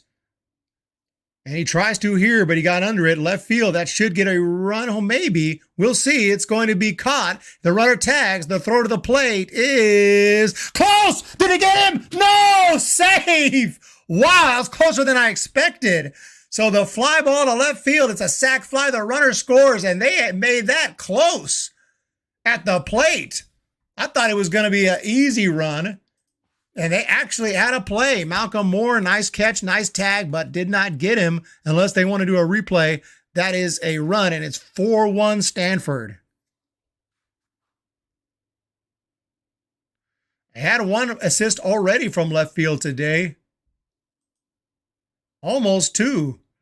Taking a look at the replay, the throw beat him. It was just offline. If that throw was online, I mean, it was a good throw, but it was just a little off to the left. So Moore had to catch it, then come back. Looking at the replay, definitely, I think he got the hand in, but it was a lot closer than I expected. If that throw was online, they had him.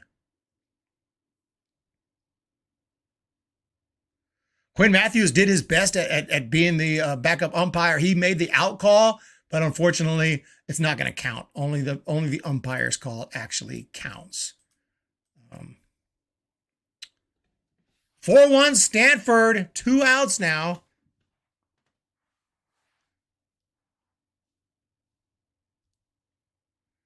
Runners at first and second. Oh, no worries yet in SA Infrared. 1 run is not a big deal, especially with the bases loaded. Damage could be much worse. It still can be. This inning is not over. But as of now, with Jared Dickey coming up, who is, of course, their best hitter, are we going to have a change here? I don't know what's going on. We have a replay. What is going on exactly? There is a replay challenge. There is a replay challenge, ladies and gentlemen. They're checking on the runner if he left early, which he did not, and the play at the plate, which he's safe.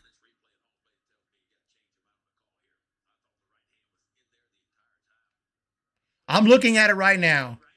The Tennessee slide. He's safe.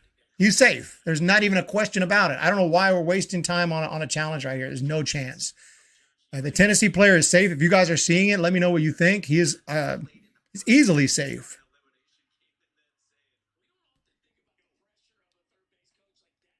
I mean, he's easily safe. Unless you think his hand was hovering over the bag and not actually touching home plate. But his hand went over home plate before he was tagged. His hand slides over home plate before he's tagged. So unless he was like hovering his hand like this and not actually touching the plate, that's the only thing I could think of. So it's going to be 4-1. This is not going to be overturned. No way. He's safe.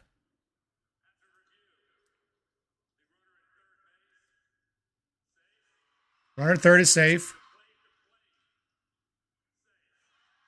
Of course he's safe.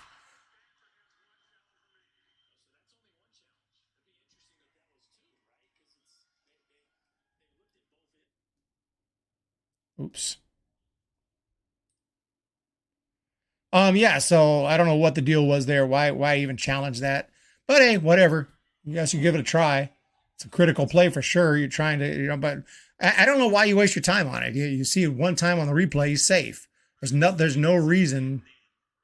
By about 2 inches, 2 vertical inches, safe.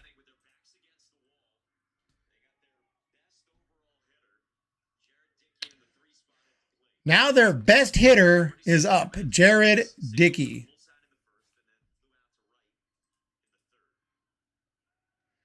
One for 2 today. The left-handed hitter. 325 batting average, 12 homers, 51 driven in. Number 17. He's a left-handed hitter facing the left-handed Matthews. He swings through the first pitch, 0-1.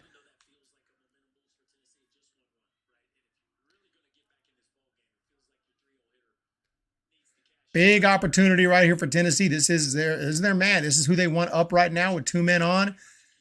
Again, he is the tying run. He has power, but it's going to be tough against someone like Quinn Matthews as a left-handed hitter to go deep. It could happen, but we'll see how it goes. No balls, 1 strike, 2 outs. Just need to get the out if you're Stanford. There's a fly ball, foul down the left field line, hooking into the seats. Way up into the seats. So we're understanding what's going on here. SA Infrared, the Callio Connection hoodie is here. Thank you so much for being here, for jumping in today. 4 likes, 8 people are here. Thank you so much. Do appreciate everyone being here. Hit that thumbs up. We have 2 outs, 2 men on. The pitch to Dickey, swinging a foul into the seats. Another souvenir.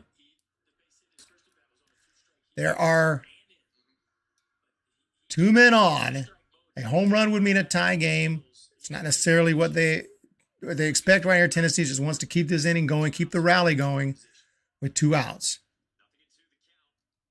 Pitch to Dickey, swing, or no, he took it outside, hook, foul. That's going to be a ball. 2-2 the count.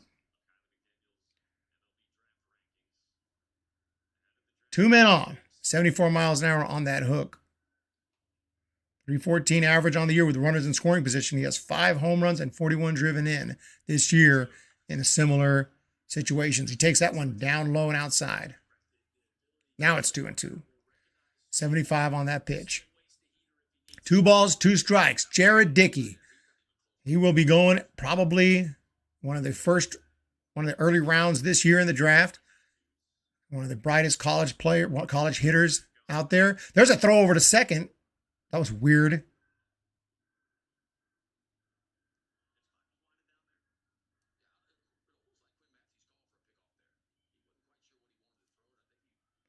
Quinn Matthews, I think, just was running out of time. He didn't know what pitch to throw, and he just turned around and just tossed it to second. That one's up and outside. 3-2.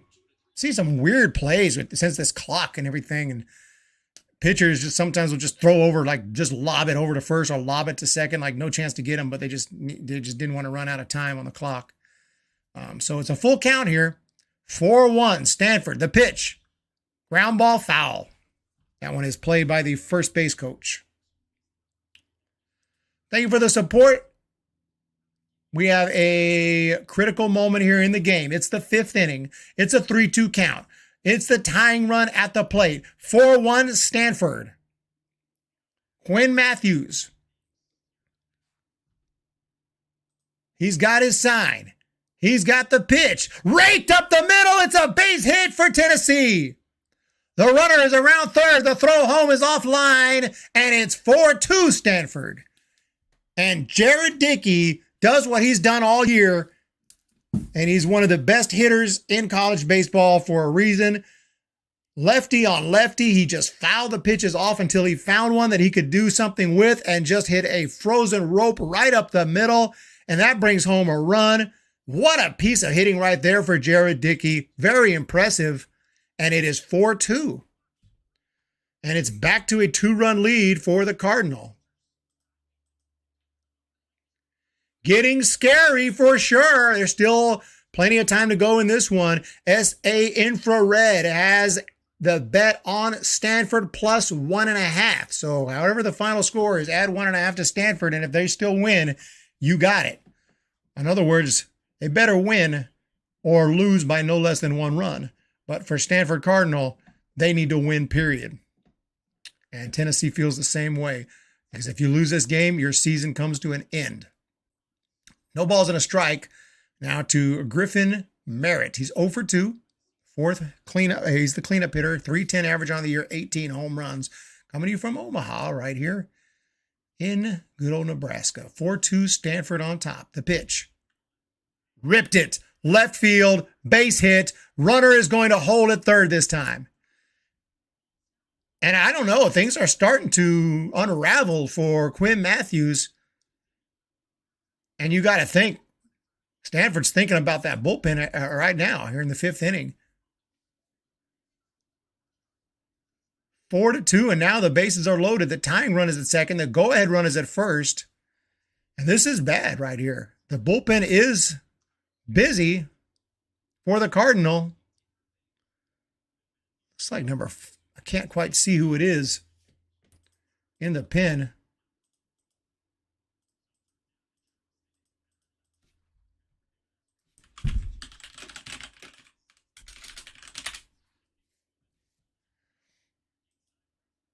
I don't think it's Bruno, but it might kind of look like him. It might be, though. I'm not sure who's in the bullpen right now. Here's the pitch. There's a swing and a foul straight back. Getting scary, getting scary.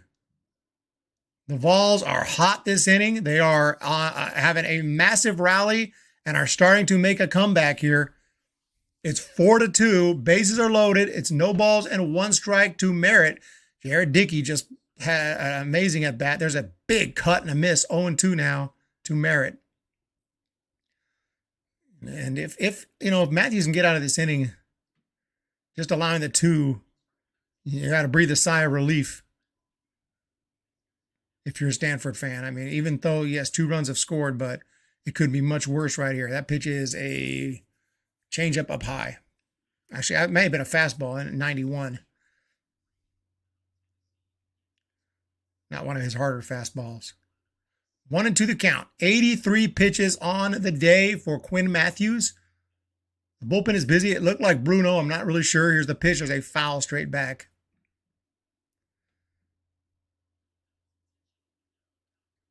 Volunteer fans are on their feet right now. This is huge. A base hit can tie the game. A single can tie the game right here. An extra base hit could give Tennessee the lead. Matthews. The pitch. Ground ball up the middle. Base hit, Tennessee. That's going to bring home 1 run. Here comes the second runner. He's going to score. 4-0. 4-4 tie game. Unbelievable. Tennessee comes through. Hold the line. They couldn't do it. A base hit up the middle. Ground ball gets through. Big time single. 2 runs score right there. And Tennessee has fought all the way back here this inning. It's been a complete meltdown of an inning. He's just allowing hits left and right. Quinn Matthews is upset. I'm not sure who he's upset at, himself or the umpire or the coach. I don't know, but he's not happy. 4-4, and he's going to continue to pitch here to the next batter. The first pitch is in the ball. And now Matthews is really shaken up. That one looked like a strike, called a ball. And it's Christian Moore at the plate.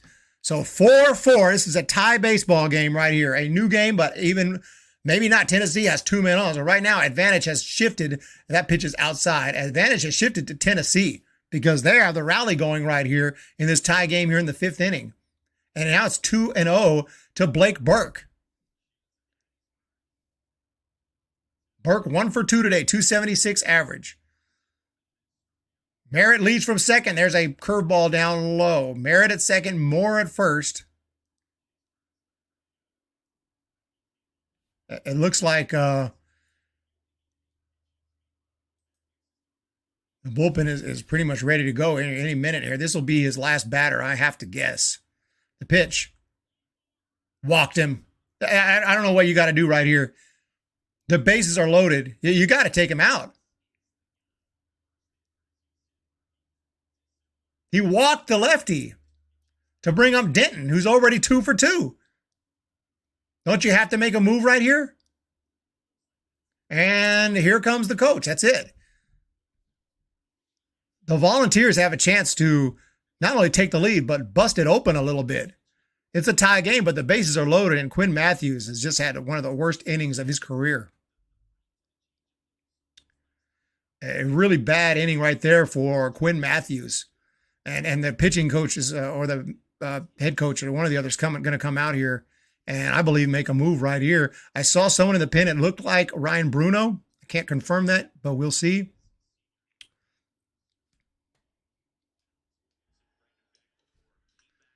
And here comes somebody from the pen.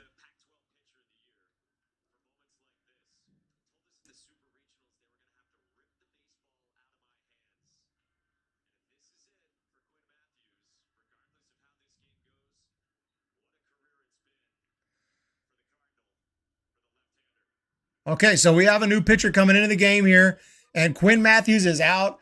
That could be his last pitch, his last inning in his college baseball career, in his Stanford career. He will be drafted this year and start his professional career. What a career it was. If that's the end, hopefully not.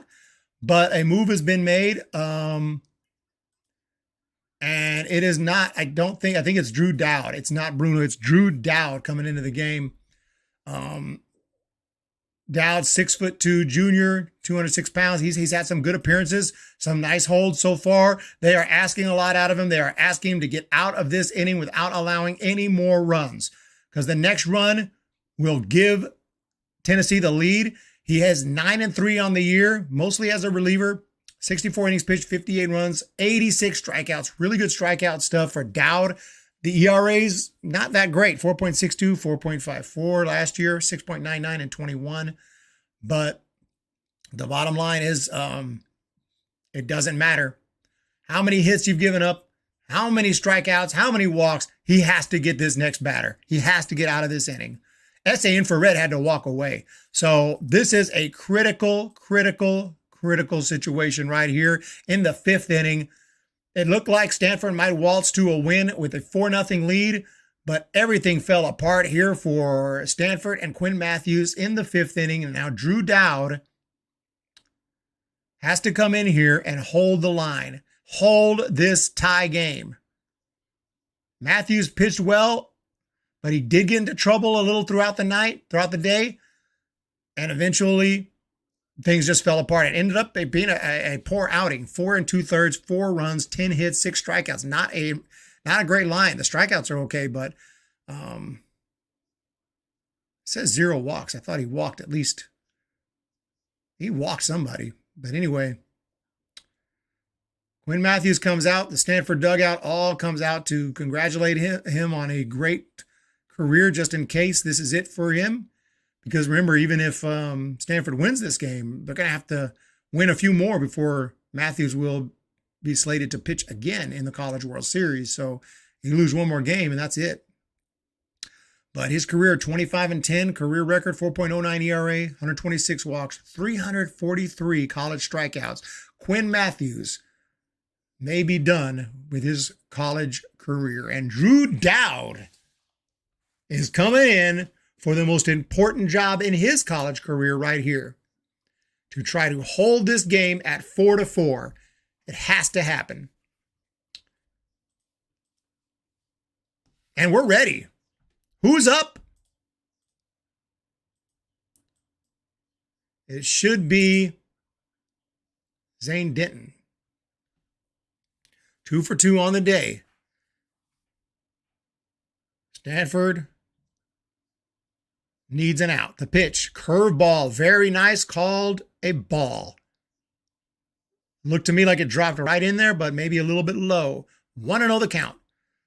Zane Denton, 277 on the year, 16 home runs, a couple of hits already today. He has scored a run. There's a chance to put his team on top. It's going to be a 1-0 pitch. Another curve. This one does drop low for sure, 2-0. Drew Dowd.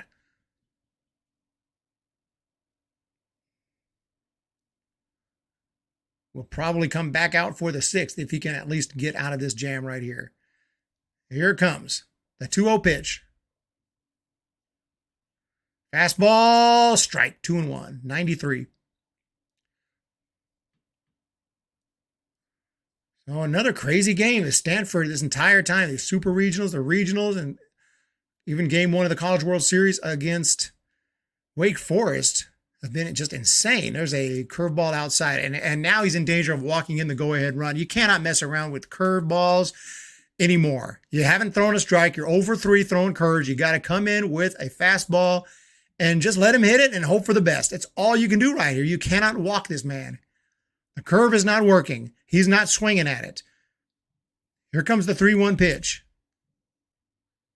He throws the curve, and luckily, that took some guts. And it could have been high, but the umpire called it a strike. So it's a full count. Oh my goodness, that took some guts to throw that pitch.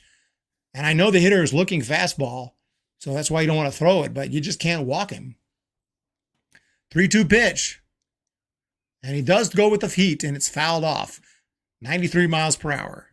Full count. Yes, Quinn is a senior. He got drafted by the Tampa Bay Rays after last season, opted to come back to Stanford, and now he's a senior. He will be starting his pro career next year, or maybe even this year. Here's the pitch. Curveball swing on, and he grounded it foul. Got a piece of, how did he hit that ball? How did Zane Denton hit that ball? I know that Drew Dowd, his curveball is kind of his bread and butter, but it's scary to see him throw it right now because It's not easy to get it in for a strike. And when you have 3 balls and the base is loaded in a tie game, I feel like just throw a strike and just hope for the best. If he hits a home run, he hits a home run, but you cannot walk him. Here's the 3-2 pitch. Curveball, grounded, foul. Down the third base line. Wow. It's pretty impressive. Zane Denton is even putting the bat on the ball. But he is able to stay alive here on a couple of big hooking curveballs. Look like Barry Zito curveballs, and he's able to stay alive. And we'll go again. 3 balls, 2 strikes, tie game. Dow delivers. Ooh, it's low. Did he go? Yes, he went. He went. Strike 3. The inning is over. Amazing. It would have been a ball. The ball was down in the dirt, a fastball. Wait. Oh, no, they were showing a replay of a different pitch. Okay, so I thought they were showing the pitch. I thought they were showing a replay of the pitch, and it was a different at-bat. So, yeah, the ball was down low in the dirt. He swung at it, and that ends the inning. It would have been ball 4. So, Dowd gets out of it, but the damage is done. The damage has been done. 4-4. Unbelievable.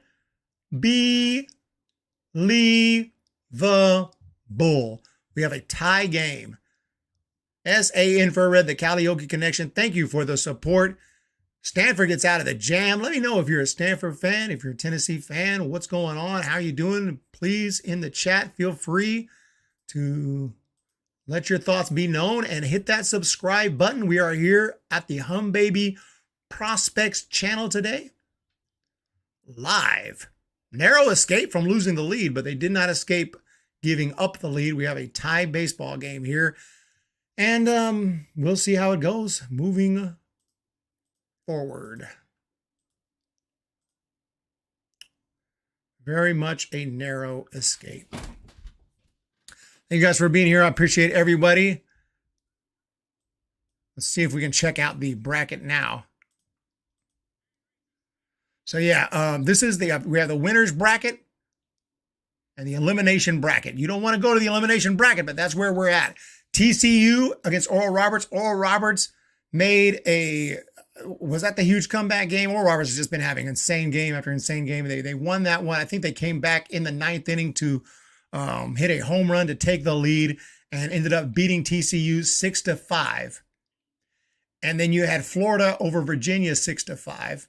So Florida moved on, Oral Roberts moved on, and in that game, Florida won. That was yesterday, 5-4. So Florida will go on to play in a game the day after tomorrow in the winner's bracket. We don't know who they're going to play. So more on that here shortly. Pitch on the way here as Stanford comes up. There's a high pop-up that's going to be into the seats. Crazy inning there in the 5th. So Tommy Troy, best hitter on the team, 397, 17 bombs, 56 driven in for Troy. The righty delivers. That's upstairs. What a game. Let's go extras. Hoodie. I don't know. We'll see if this score holds. I doubt it through the next 4 innings. Here's the pitch on the way. Troy, check swing, no swing. So 2-1 count here to Tommy Troy. Nobody out. We are now in the bottom of the 5th inning, 4-4 game. It's a brand new game. Let's see if Stanford can try to get back some of those runs that they just gave up. There's a changeup that's in there for a strike.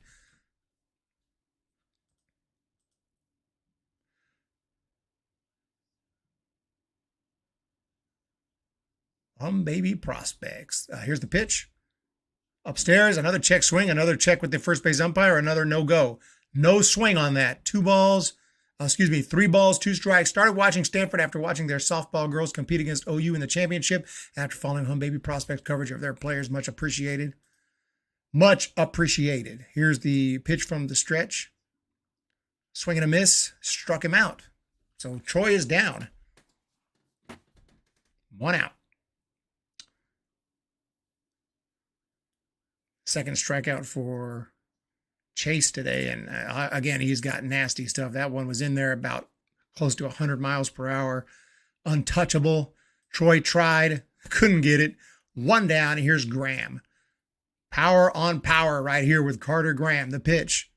Swing and a miss. 0-1. 89 miles per hour on that one. That's practically a changeup. This guy throws so hard. Looked like a split finger. It kind of just died. Here's the pitch on the way. There's the heat right there. Swung on and missed. 0-2. Longest college game World Series in history. I'm not sure. Might have to research that one. Hopefully it's not today, though. That's all I can say. Hopefully it's not this one. Swing and a high pop fly. Going to be second baseman. He's under it. It looks like he's got it, and he does make the catch. 2 down in the inning. That catch was made by second baseman Christian Moore for the Tennessee Vols. 2 down in the inning. We are in the bottom of the 5th. It's a 4-4 tie baseball game. Stanford had a 4-run lead. Tennessee came back in the 5th with a massive rally off Quinn Matthews. Dowd came in to limit the damage, got us out of the inning. Got Stanford out of the inning. And now we are in the bottom of the 5th. 4-4 the score. Thank you guys for joining the play-by-play today. 100% free right here on YouTube. That pitch is upstairs. 1-0. Imagine Eric has to stream all day. This game never ends. Oh, Lord. Braden Montgomery, 2 for 2 today. Batting left-handed. We're in the 5th inning. The pitch. Montgomery takes a curveball down low and in. 1-0 the count. Make it 2-0, I'm sorry. 2 balls, no strikes. College World Series. Stanford versus Tennessee. After this half inning, we'll check out that bracket again and see if we can get more information on what happens after this game. There's a foul back.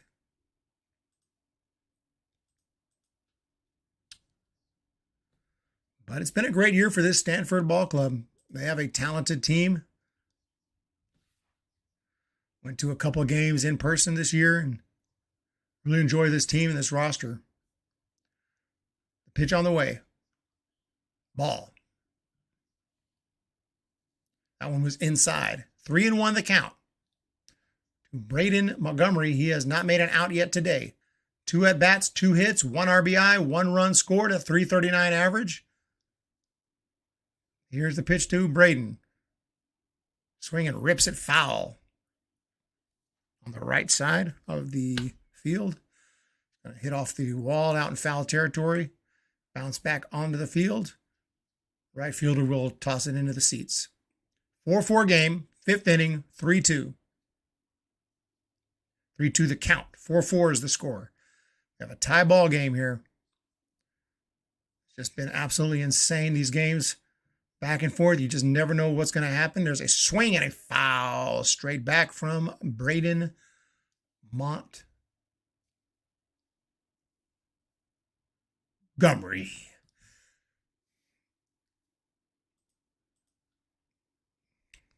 The support is much appreciated.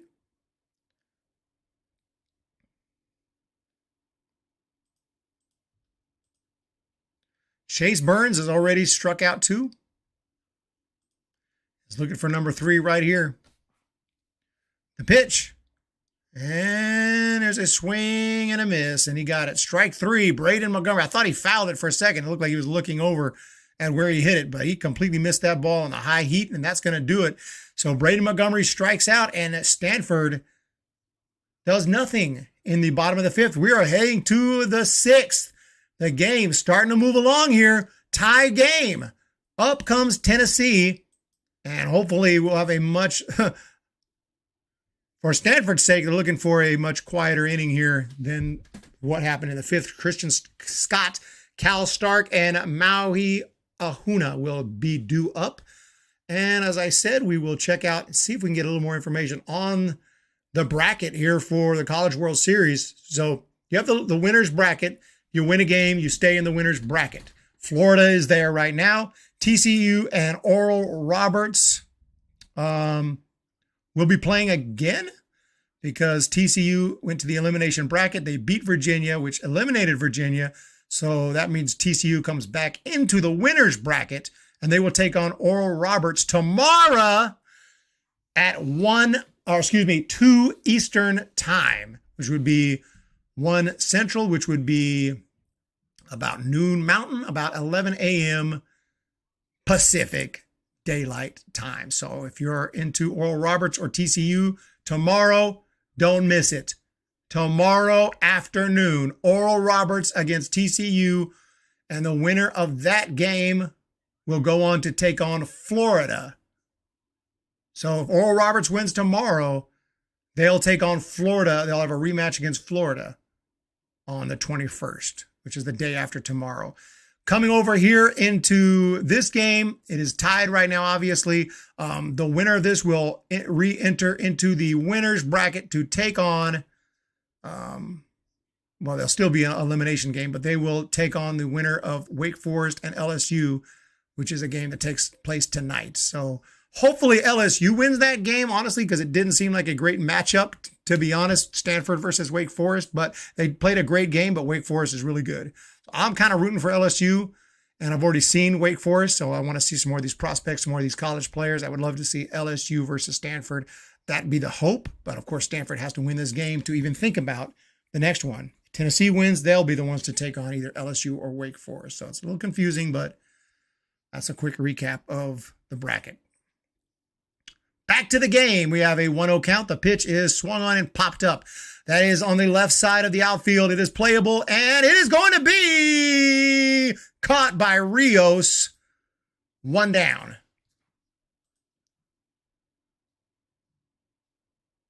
Going to try to watch tomorrow.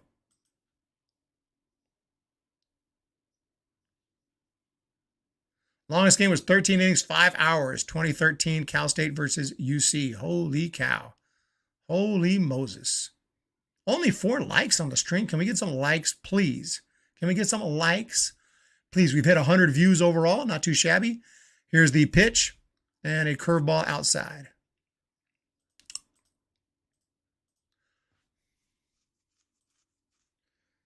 So we have an out in the inning. Cal Stark, the catcher, is the batter. 1 for 2 on the day with a strikeout. The pitch to Stark. And that one hit him. I don't even think he tried to get out of the way. So Stark gets hit by the pitch. And I don't see any complaints from Stanford. I'd like to see the replay on that. It didn't even look like he made half an effort to get out of the way. And how comes the manager? He's like, what the freak was that? So the manager or the head coach is going to have a word with the umpire. I'm guessing that's what the complaint is. Looking at the replay. 0 effort to get out of the way. Not only was there 0 effort, he put the elbow right where the ball was, right where his little pad is. Just a bunch of crap. Tell me what you think in the chat. Like, he made 0 effort to get out of the way of that ball. 0 effort. You have to make an effort to get out of the way. That's the rule. So runner at first. Argument is without merit. Here's the pitch. Actually, it has merit, but it was without success. Curveball's in there for a strike.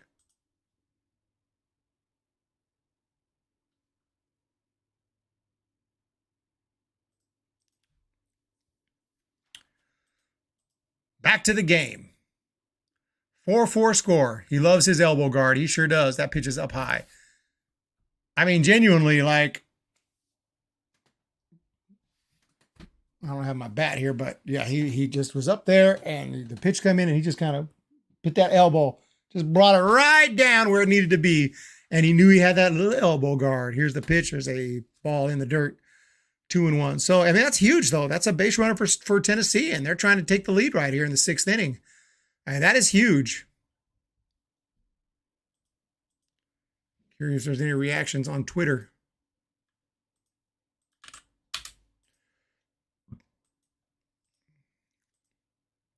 Pitch on the way is a strike call.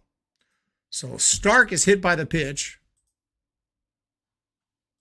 Geez, didn't.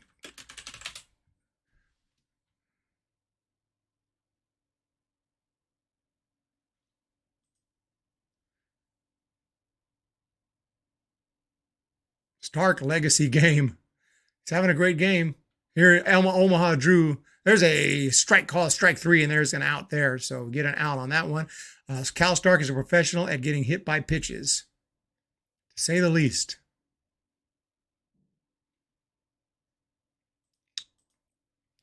One out in the inning here on the strikeout looking to Ahuna. Scott has it's 2 outs. Scott had flied out. Stark hit by the pitch. Stark is at first base. 2 outs in the inning, and Hunter Inslee stands in. Pitch on the way is high and inside from Drew Dowd. Okay, so we're back to the game. It's a 4-4 game. Runner at first base. 2 outs, 1-0 to Hunter Inslee, who's 0 for 2 today. He has driven in a run on the sac fly. The left-hander Dowd got the sign to pitch. Is a hook that drops, and it hits him. It hits him. He's hit. Two hit batsmen in the inning, and all of a sudden, Tennessee has a runner in scoring position. We'll have to look at that replay. I don't think it was as blatant as the other hit by pitch, but he didn't make too great of an effort either, but it was a huge curveball that just did come into the hitter's territory, so it's a little different than kind of sticking your elbow out. But now there's 2 men on, and there's 2 outs, tie game. Dowd now will be facing the very dangerous Jared Dickey, who hits a high fly ball foul into the seats. What a game so far, 4-4. Stanford took a 4-0 lead. Tennessee came charging back in the 5th inning, and they had a massive rally to tie the game and kick Quinn Matthews out of the game. Drew Dowd has come in, and he's held it to 4-4, but now 2 hit batsmen in the 6th inning, and the best hitter on Tennessee, Jared Dickey, at the plate, grounds one foul at the plate, and it's 0-2.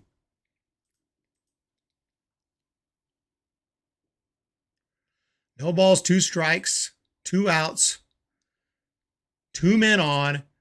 Stanford bullpen is busy.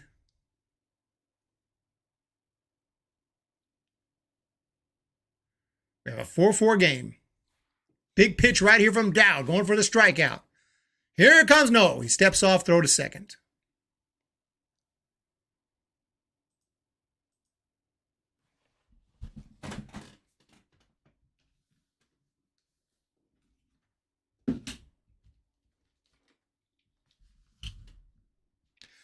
Okay, we'll go again.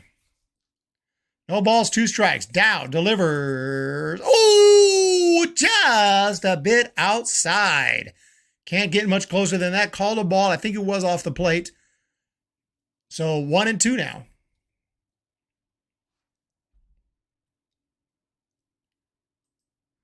We'll do it again. 1 ball, 2 strikes. 4-4 the score. The pitch, and nope, he steps off and throws to second again. Little lazy throw over to second. Steps off. A lot of these pitchers will throw to prevent the clock violation or just throw to prevent a balk call. Oh, I stepped off. A better throw. Here we go. 1 ball, 2 strikes. 4-4.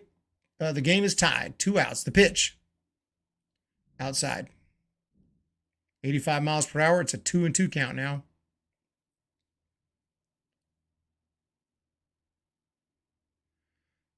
Another critical moment in this game here. Top of the 6th inning. Tennessee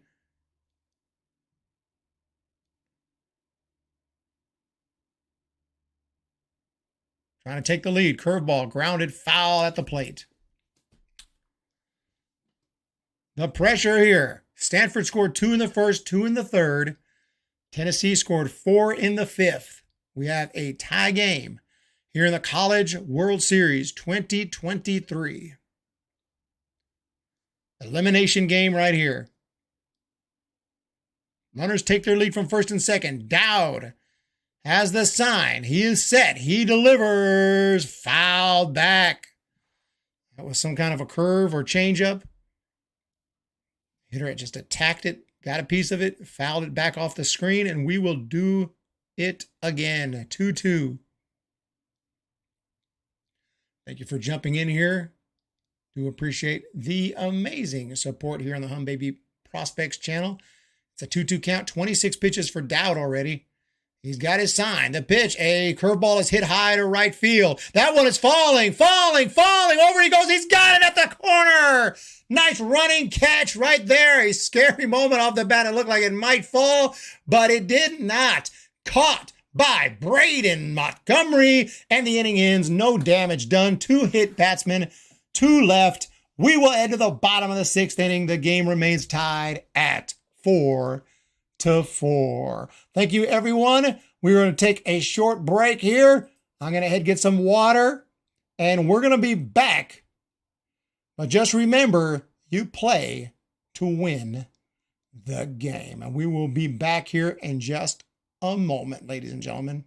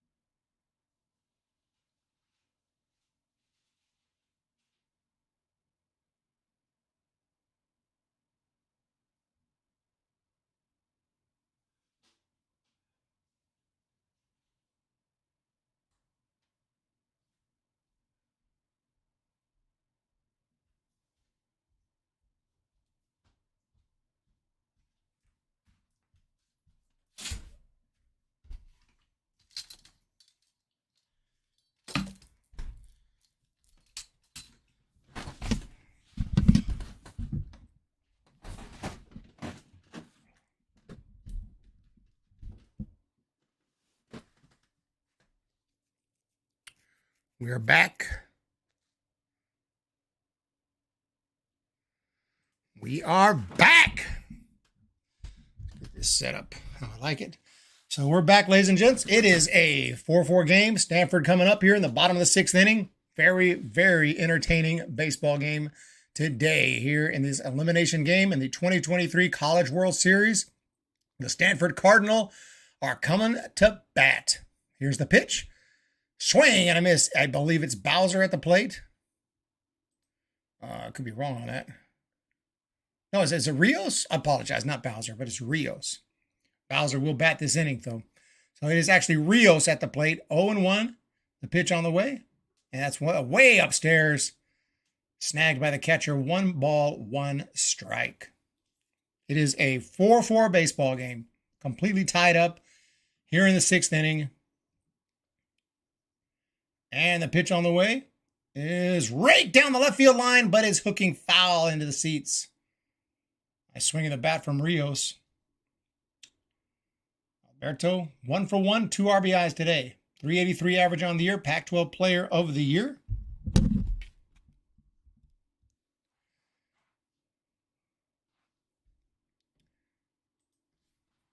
Pitch on the way is swung on, popped up, foul. We'll go again. 1 ball, 2 strikes.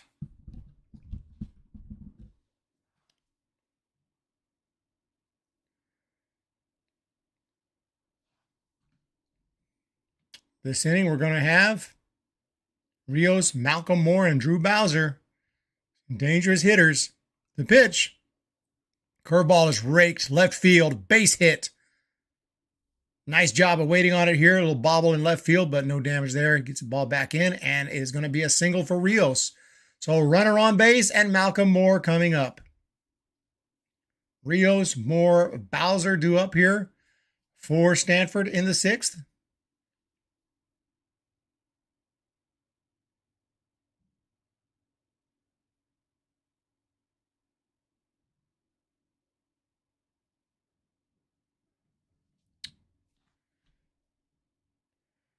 For the score.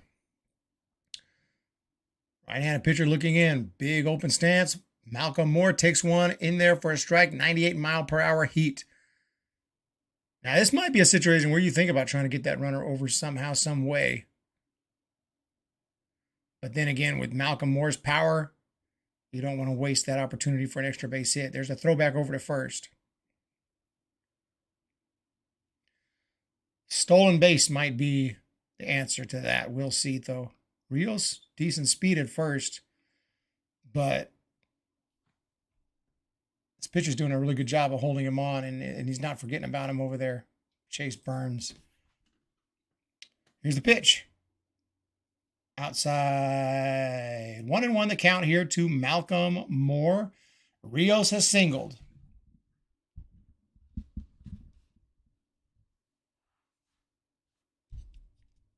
Here we go again. Tied up at 4. The pitch. Curveball drops in for a strike or some kind of breaking ball, and it had some heat behind it. I'm not sure what that was, but it was nasty. 1-2 to Malcolm Moore. 6th inning. Throw over to first, and he's safe. Rios back.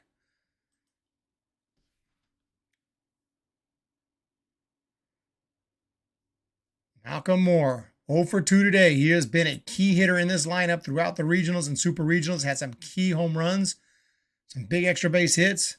That one is way upstairs and a nice leaping snag by Cal Stark behind the dish for Tennessee. That ball looked like it, as soon as it left his hand, I said, that's going to the backstop. And he had the glove down on the ground and just snagged that one. Nice catch by Stark. Here we go. Moore grounds it foul towards the first base side.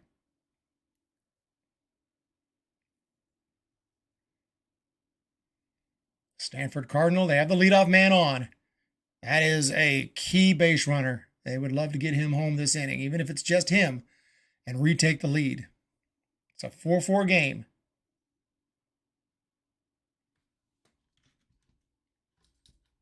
Here's the pitch. Swinging another foul, same spot.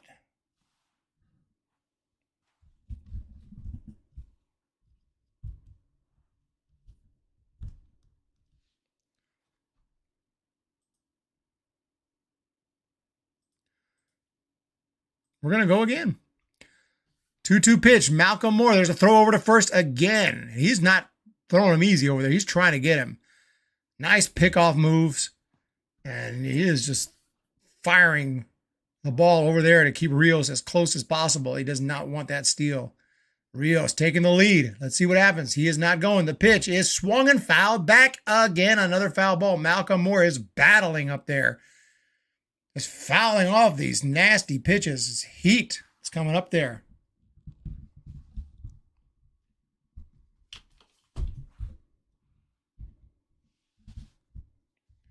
Four game. Throw over to first again. He's safe, but it's close every time.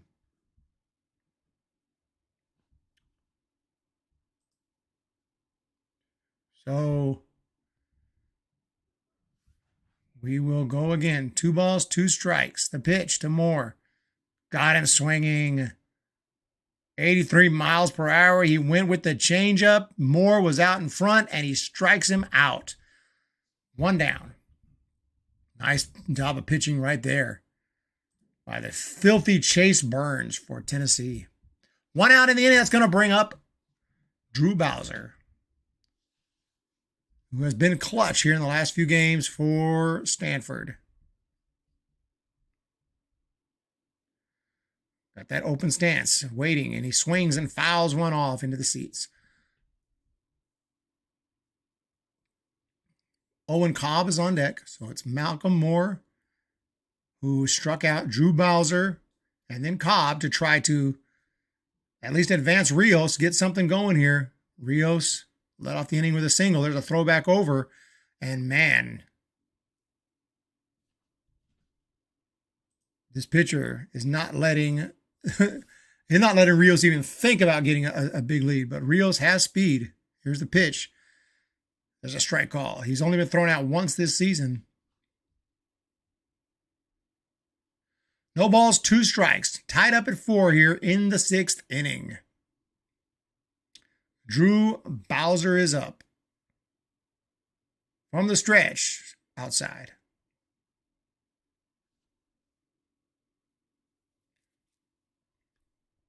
.41 pitches so far in the game here for Tennessee pitcher. Here's the pitch. Outside call, strike 3. Outside corner, Chase Burns gets the strikeout from Bowser. And that one, it could have gone either way. I'm sure Bowser's not happy with the call, but he has struck out. Let's take a look at the replay here. And yeah, it was definitely borderline.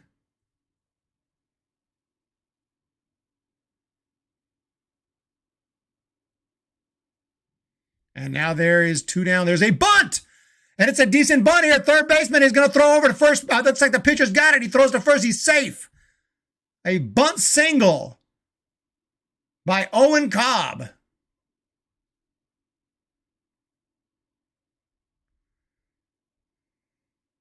First pitch bunting, and now the Stanford Cardinal have a runner in scoring position. Very nice. It got past. It looked like it kind of got past the pitcher, who just kind of chased it down towards the third base side. It didn't matter what he did. It wasn't going to get him. Even if he let the third baseman handle it, there was no chance. So nice bunt single there for Owen Cobb. And here's Timo Becerra. 0 for 2 today. So Cardinal, a little bit of a rally here. Let's see if Becerra can do something. The pitch outside, 1-0.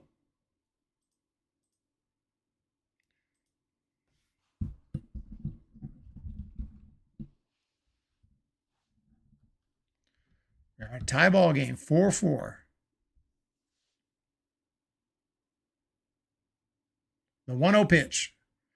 Becerra, left field, it's dropping, but it is going to be hanging up just long enough for the left fielder to make the catch. Becerra not happy, hit the ball pretty well, but it's caught in left field by Jared Dickey. Inning over, no damage done, and that is going to do it for Stanford in the 6th. We're heading to the 7th, the final 3 innings of this baseball game. It's tied up at 4. Absolutely crazy. Later on tonight, Wake Forest takes on LSU, Louisiana State. That will be 7 Eastern. The winner of that game, I believe, will take on the winner of this game. So Wake Forest versus LSU takes on the winner of this game. The final start on the 24th. That will be this Saturday. And we'll have a national champion by June 26th, if necessary. It'll be a best-of-3 series starting on June 24th. That is the actual College World Series, down to 2 teams. That will start on June 24th. It'll be a long road to get there, though, for any team that's already lost a game, and both these teams are in that group. Thank you all for being here. I do appreciate the amazing support. We have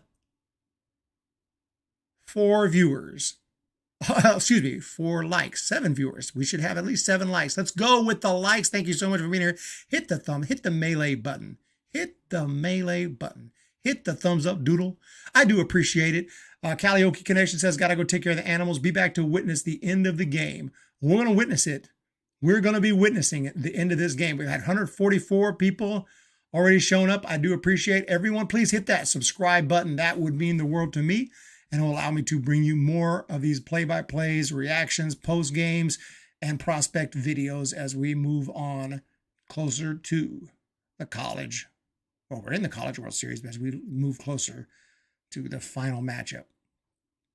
We are coming to you from Omaha. Beautiful day today. Beautiful day today.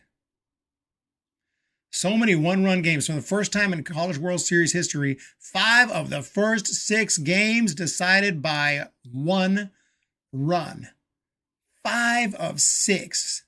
These matchups are as close as can be. And here comes Matt Scott, freshman pitcher, 6'7" from Reading, 5-4 on the year, 5.86 ERA, 66 2/3 innings pitched. He's given up 58 hits, 62 strikeouts, but he has walked 36, so not a very good walk ratio.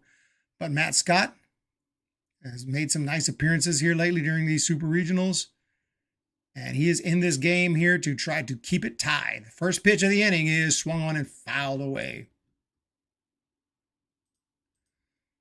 Baby Bobby, LSU fan. Oh my goodness. Tonight, LSU will be playing. Best of luck to you in that game.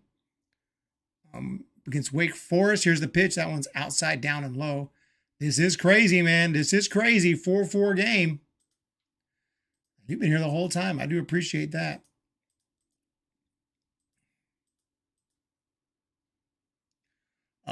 Here's the wind and the delivery from Scott. That one is just a little bit low, 2-1. So Scott is in to pitch. And Griffin Merritt has a bat. He is up there. 1 for 3 today for the DH. The wind and the delivery. Way outside, it gets away, but there's nobody on base, so no harm, no foul. But it is a 3-1 count now, and another ball will give a base runner to the Volunteers. Great pitching performances today. Unfortunately, Quinn Matthews, everything kind of fell apart in the 5th inning for him, for Stanford, giving up those 4 runs. Dowd came in and held it at 4, and now they need the same from Matt Scott. There's a high pop fly. That is on the right-hand side. That's going to fade into the seats. And we'll do this one with a full count again. Griffin Merritt, DH. 1 for 3 on the day with 2 RBIs. Matt Scott on the mound, a young man, freshman, right-handed pitcher, facing Merritt. The College World Series elimination game here. The pitch on the way. Fastball, he walked him. It's down low and outside. And now Tennessee has a base runner. And out comes Stanford's coach. I think a move is being made. But don't quote me on that. I think I saw him signal to the bullpen. But I could be wrong. Right now they're having a conversation out there. We're tied at 4. Maybe we'll stick with Scott here. Maybe it's just a mound visit. I thought I saw him kind of signal to the pin, but maybe I misread that. Top of the 7th inning. Critical innings here of this tie game. A walk to Merritt will bring up Christian Moore. Blake Burke will be on deck. The entire Tennessee lineup almost have had hits other than Christian Scott and Hunter Inslee. And even they have contributed somewhat. Well, Inslee has. Scott maybe not so much today.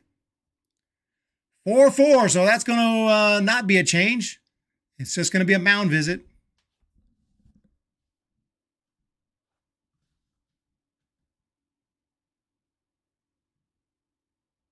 Yeah. Coach made us some kind of a gesture when he came out, but obviously it's not a change. So Stanford sticking with Matt Scott. Merritt has walked. Moore is up. The right-handed batter facing the right-handed pitcher, and he takes one outside. 1 ball, no strikes.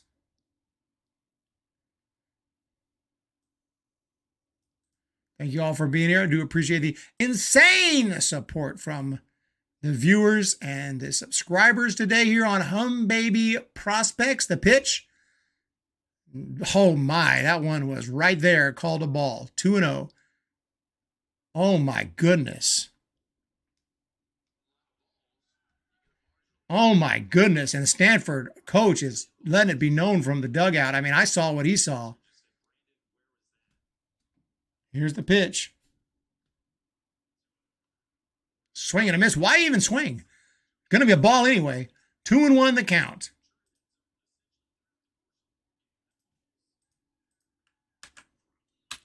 He painted. I mean, it was just a great pitch.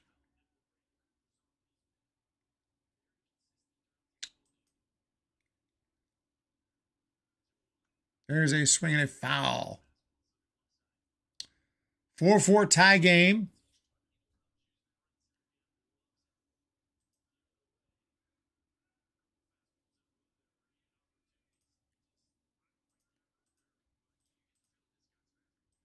Jello shot challenge.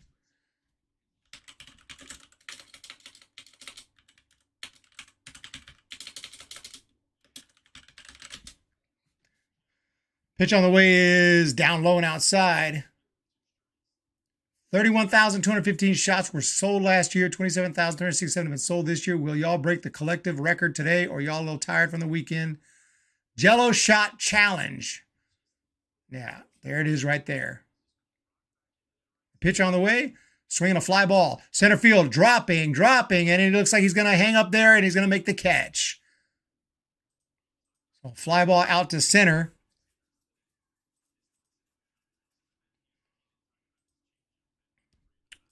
And that's going to bring to the plate Blake Burke. Baby Bobby, SA Infrared, the Karaoke Connection, and Hoodie. Thank you for the support. I do appreciate it. Hit the like button if you're in the stream right now, and I would really appreciate that. We only have 5 likes. I'd like to get 10 at least. Double digits here. We're in the 7th inning, 4-4. And from the stretch, here's the pitch on the way, and that one is down low and inside.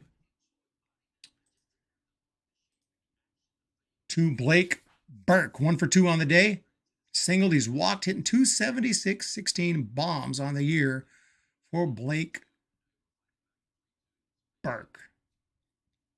So Scott from the stretch, checks on the runner, delivers the pitch, fouled away. I think maybe it's going to stay fair down the left field line. It does stay fair.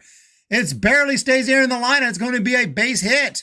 Over to third goes the runner, and that's going to put them at second and third. It's a double for Blake Burke off the bat. I thought he just kind of fouled it off, but he was somehow able to keep that ball fair.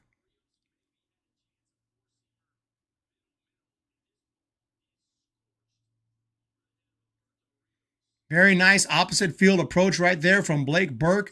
Ripped it down the left field line. I'm going to see where it landed. Oh, that's actually fair by a good few feet, but off the bat, I thought it was just fouled off. Nice piece of hitting right there. So a double for Blake Burke. Zane Denton would be coming up, but I think they're going to make a move.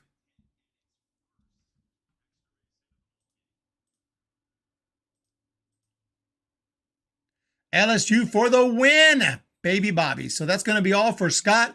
We're making a move here.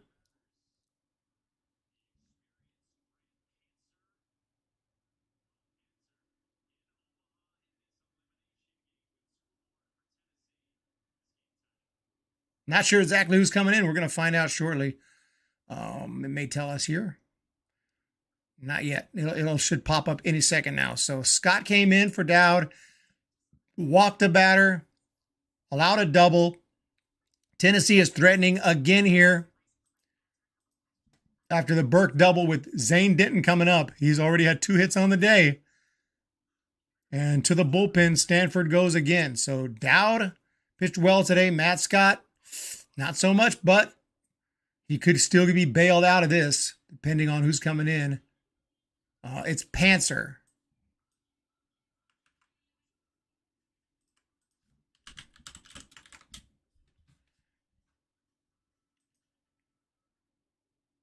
Haven't seen him in a game for a little while.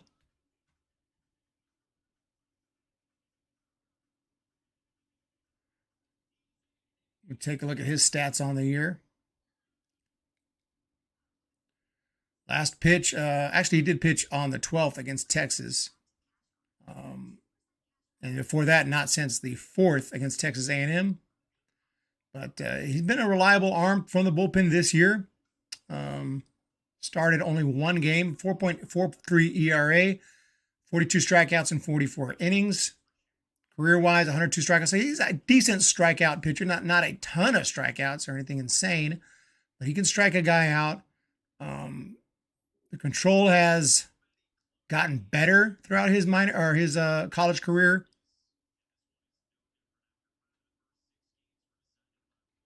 And he's going to try to, again, this is the second time a reliever has come in with 2 runners on to try to get out of a jam.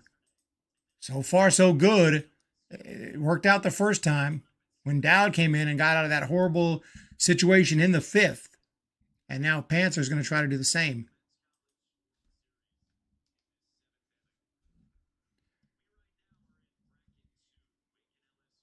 So Stanford versus Tennessee. Wake Forest will take on LSU later tonight. We'll find out who plays between those 2 teams, and between these 2 teams, they will be playing, facing off. So a lot of possibilities right here.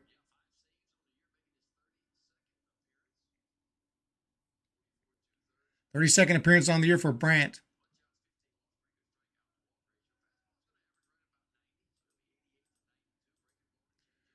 We're ready to go as Zane Denton steps in. The pitch on the way. Down low, 1-0. 1 ball, no strikes. Runners at second and third here in the 7th inning. Huge opportunity with just 1 out. A walk may not be the end of the world because it sets up a double play as long as you don't let them score, but instead there's a ground ball to short, checks on the runner, but decides to go to first to get the sure out.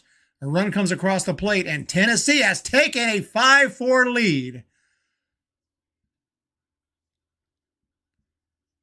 So a nice piece of hitting there for Zane Denton. It gets the job done and gets in a run, and Tennessee is now up in this game. Nice decision at shortstop. There really was no decision. You had no chance to get him at home. You had to get the sure out. And unfortunately, you had to allow the run to score. And that was a nice play at shortstop there by Becerra, but a run comes in. It's 5-4 Tennessee. Here's the pitch. There's a foul straight back to Christian Scott. Nice play right there for Zane Denton to get that run in. Scott now up 0-for-3 on the day with a couple of strikeouts, trying to do something here today, here in the College World Series.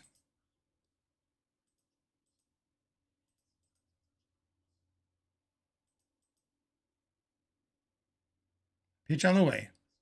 Way outside.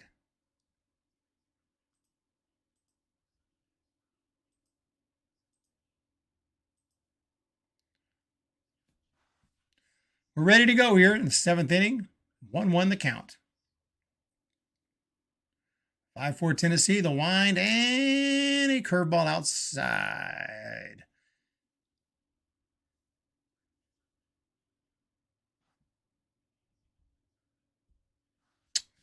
Christian Scott, 0-for-3, 275 batting average, 7 bombs on the year. We're in the 7th inning.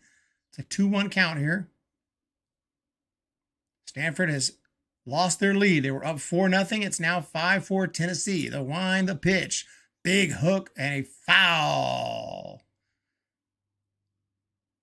92 miles an hour. That was actually with a fastball right there.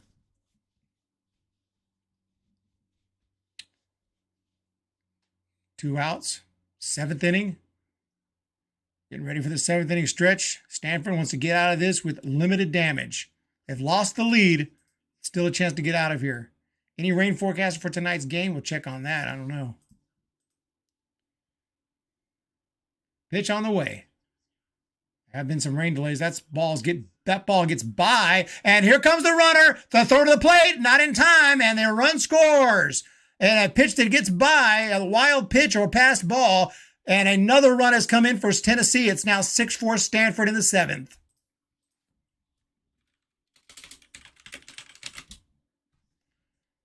I don't see any rain at all forecasted on the forecast for Omaha. I think that your game is good to go. So that pitch got by down in the dirt. The runner scores easily. Taking a look at the replay, it should be I think it'll be a wild pitch. Wasn't that wild. Probably should have been blocked. I'm sure Malcolm Moore would say he should have blocked that one, but was unable to. And it's now 6-4. It is a wild pitch. The ruling is in. It's a wild pitch. And the game continues. Here's the pitch. Hook, curveball, strike 3 call, but I don't think that Panther's going to be overly ecstatic with that performance because of the wild pitch and allowing 2 runs to score, and Tennessee has taken the lead.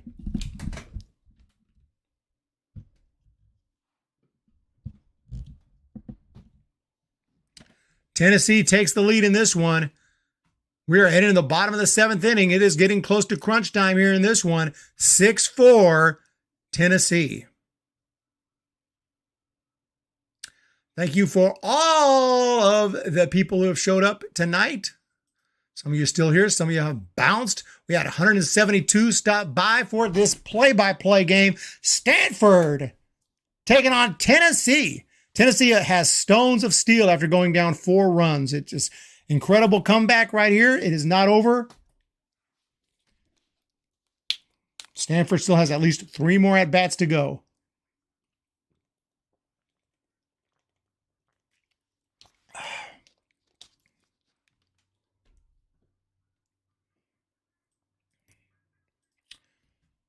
Whew. I'll rest a little bit after that one. Here's some Carter Graham footage. Who's coming up this inning? Is Graham coming up?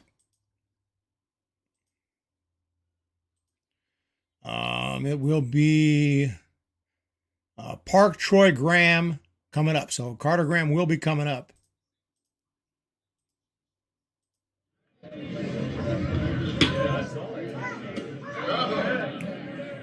I have a home run here somewhere.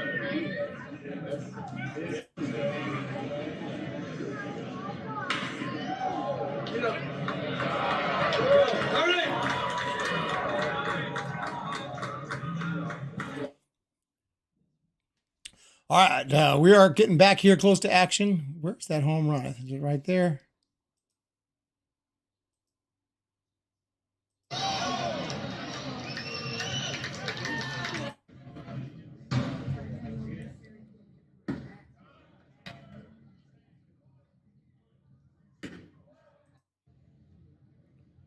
Boom!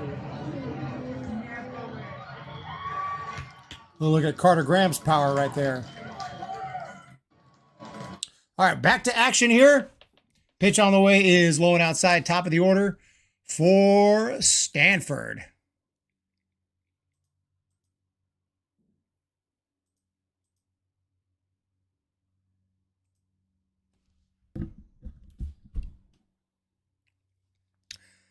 Now the 1-1 count, the pitch on the way is a swing and a ground ball to second.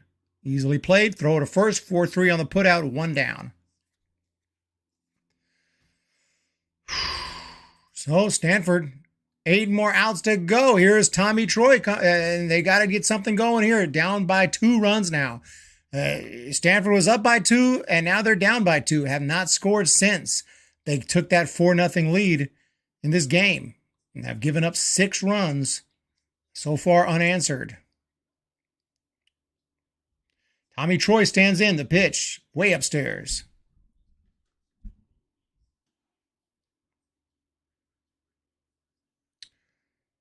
Bottom of the 7th inning. 1-0 the count. Tommy Troy, the future first-round draft pick, I think. The pitch. Swings at 1 and misses it. Not really close to hitting that ball.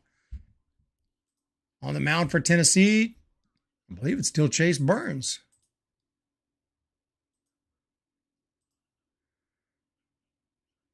Pitch to Troy. Check swing, check over with first base. And it's a strike. 1-2.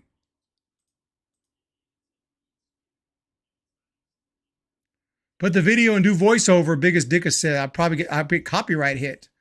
I'll freaking copyright strike my channel. There's a ground ball to short. Picked it up, throw over to first for the out, and he is done.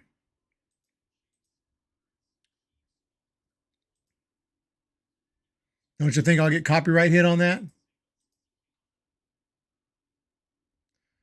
So 1 out on the ground out here in the 7th. If I had my own footage and camera crew, that'd be a huge difference. Even then, I don't know if they'd allow me to broadcast the game, the actual video. So in the 7th inning, 2 down. And here's Graham, who takes one on the inside corner for a strike.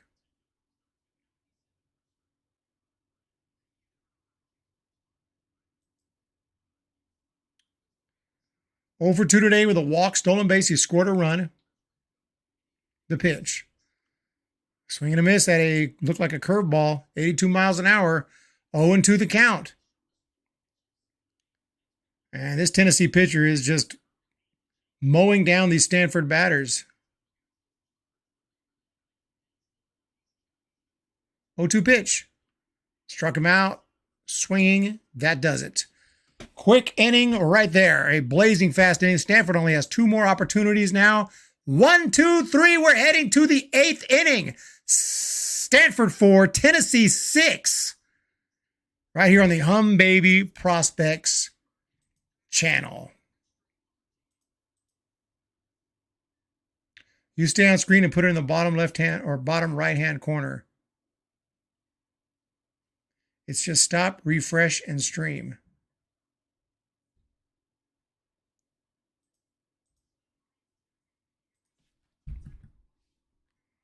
Let me see. Wait, hang on a second.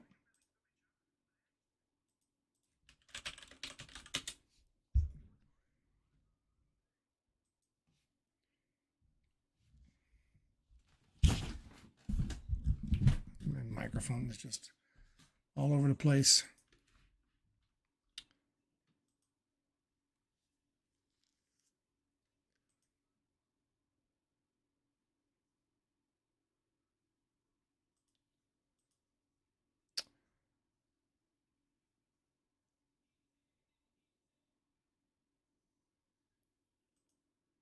Definitely don't want to get copyright hit. You know, I can't just broadcast the game. So the game, I might be able to put it real small in the corner and just do a little here and there.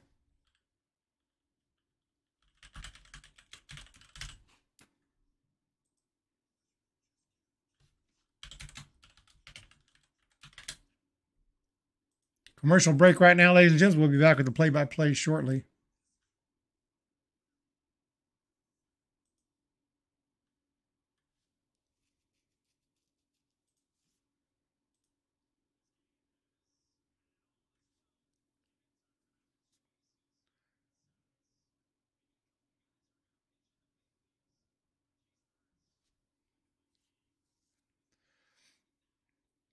Oh, we're back here. I'm trying to do what you said, but it's taking a little time here. The pitch on the way from Stanford outside. 1-0 the count. What the heck is going on?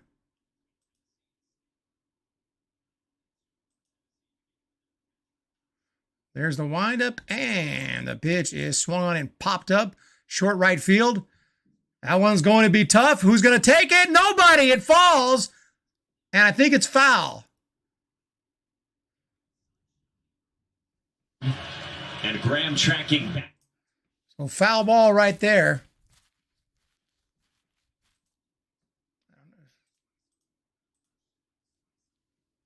Sorry, let me get back to the chat here. All good, man. I appreciate it. Just glad to know what's going on. You don't need the audio, just voiceover like you're doing. You mean the video? No, I actually got, it's not a bad idea to have it there just to be able to put it on for replay purposes and stuff like that if my internet, if everything can handle it. But anyway, here's the wind and the pitch, 1-1. Swinging a pop fly, right field.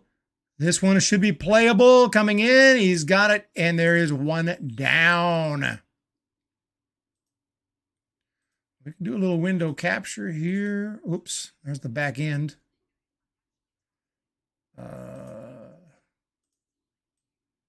It's not letting me. Is it? Well, there it is. I'll get copyright hit here.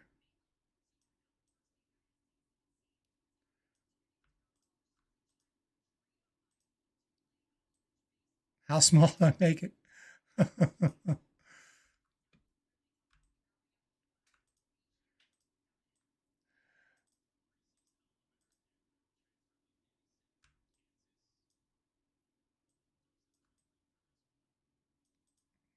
All right, there it is right there, but I'll be able to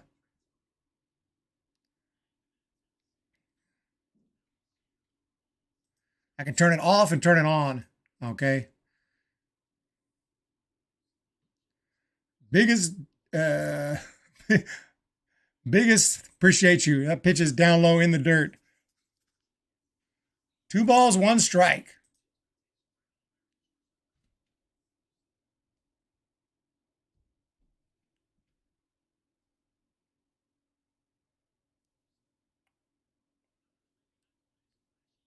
And here's the wind and the pitch. There's a swing and a line shot down the right field line. That's going to be foul. 6-4. Tennessee on top here. Maui Ahuna is at the plate. So yeah, this is interesting. I don't know if I'll get hit for this. We'll test it out though. Just bring it up like as that pitch is high and outside.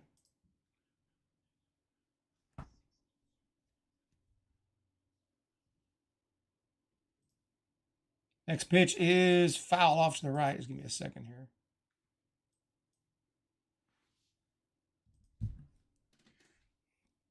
Okay.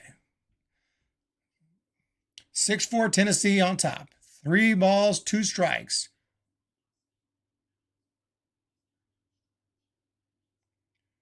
Batter stands in, number 2. Let me change it to Tennessee here.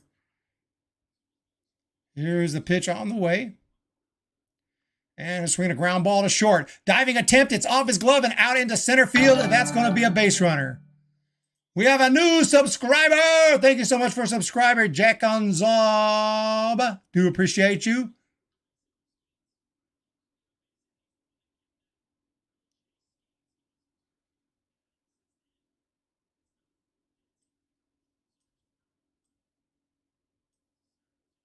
Thank you so much.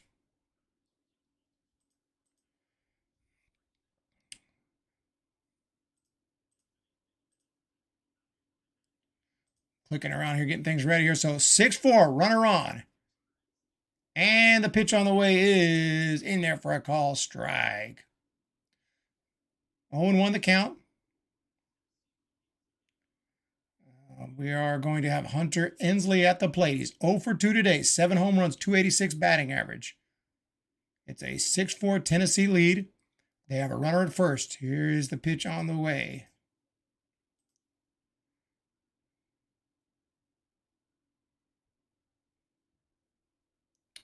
Like he grounded that one foul. 0-2 the count.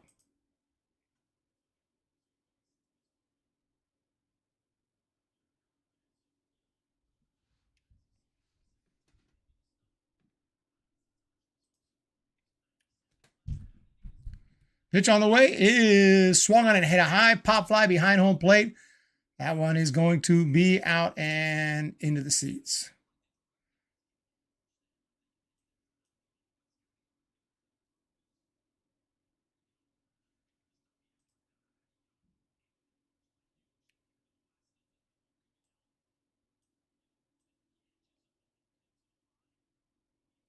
Okay.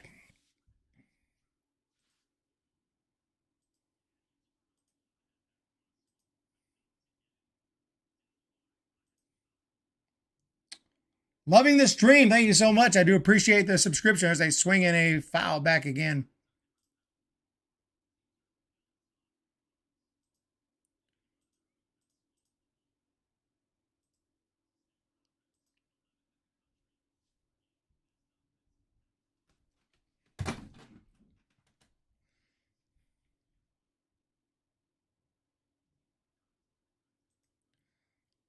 Six, 4. Line and the pitch. And it's swinging a high pop fly. That one's into short right field. And it looks like it's going to be playable. And he's got it for the out.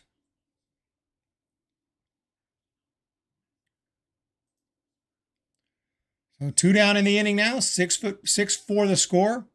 Pop fly by Ensley. That'll bring up Jared Dickey. Definitely the best hitter in this Tennessee lineup.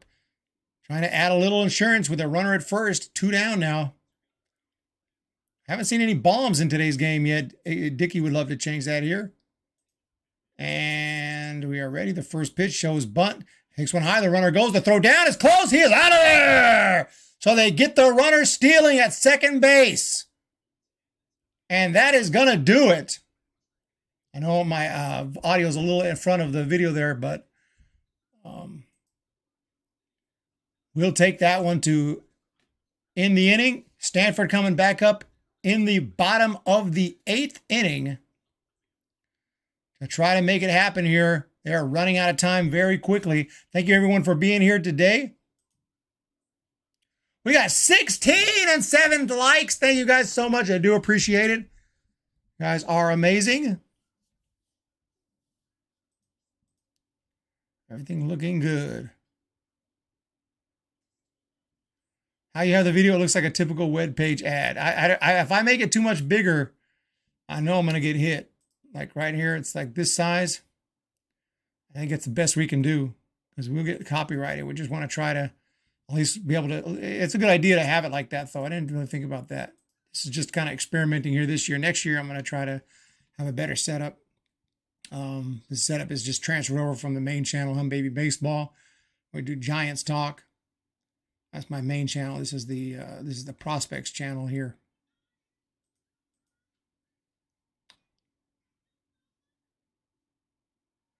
Thank you, Baby Bobby.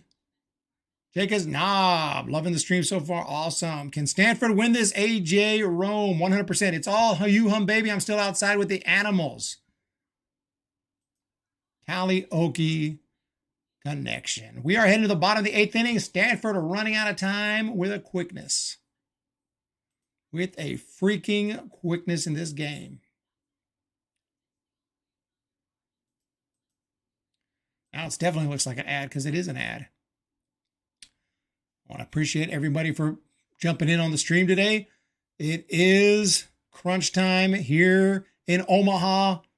College World Series winner goes home. This could be the end of the season for the Stanford Cardinal. They've had a great year. Quinn Matthews has been awesome all year. Their ace had a good start today, but everything kind of fell apart there in the was it the 5th inning? There's a swing and a foul off, and Tennessee scored 4 runs in the top of the 5th to tie it, and then took the lead with 2 more in the 7th. It's now 6-4, and Braden Montgomery is at the plate. 2 for 3 today.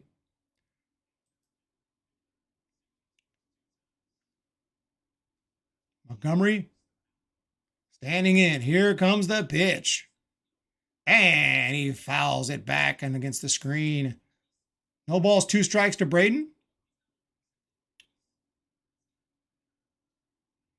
6-4, Tennessee with the lead. Montgomery waiting, and pitch on the way is high and outside. 1 ball, 2 strikes. Beautiful day here, but it's not going to be so beautiful for the team that loses this game. And right now, Stanford is playing catch up after taking a 4-run lead.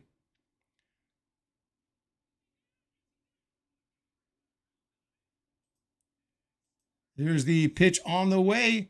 And check swing, I believe strike 3. He's going to head over to first base. And we're looking at the umpire. So he made it to first. I guess. I don't know what just happened. I have no idea what just happened. So the umpires are going to have a chat to find out what just happened. Is there an ejection? A warning? Braden Montgomery made a check swing. And as I take a look at it, it was close. I don't think he went. We'll take a look at what they're showing here. There's the check swing. Did he hold up? I'm not sure. Called strike 3. He took off towards first, but it didn't matter. He's out. And there's no appeal. There's a swing and a miss there. So no appeal. The home plate umpire just called him out on strikes. And that replay, it looked close, but I don't think he quite went.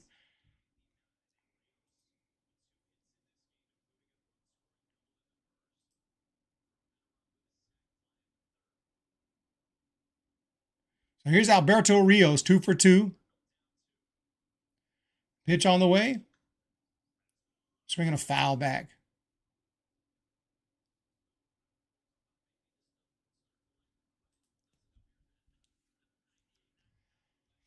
Good as is. You know, I have to kind of click it on and off. I don't want to get in trouble, so we just kind of show if something big happens. Or I'll show it kind of as we go here. So 6-4 the score. Here's the pitch. And a swing and a miss, and he got him. Unbelievable. Stanford is really struggling right now. 2 outs here, 2 straight strikeouts. Rio strikes out swinging. Let me change it to the Stanford lineup. Got to do a million things here and keep this all going. So a strikeout, 2 down, and the Stanford Cardinal are down to their last 3 outs here at Omaha. Thank you everyone for jumping in for today's stream. 6-4 Tennessee. Here's Malcolm Moore at the plate. And we are running out of time. Moore is up. The pitch. And he ropes one. Right field. And it's going to be caught. Oh, no. That's going to do it. He absolutely crushed that baseball right into the glove of the right fielder. And the inning is over. Holy cow. And Stanford Cardinal are going to have one more shot at a 2023 season. Because if they can't score at least 2, depending on what Tennessee does here in the top half, then it's bye-bye season. A great year. I mean, this is another appearance, and they made the College World Series last year, but fell short. And I thought this team looked really good. I can keep up with the action visually and orally. Amazing. Nice suggestion earlier in the chat there, and it seems to be working pretty good. I haven't got a copyright hit. It doesn't say anything. Usually it says it. I get a little warning. So I think it's okay. You put the tiny little video and just show little clips as they go. I think we're okay.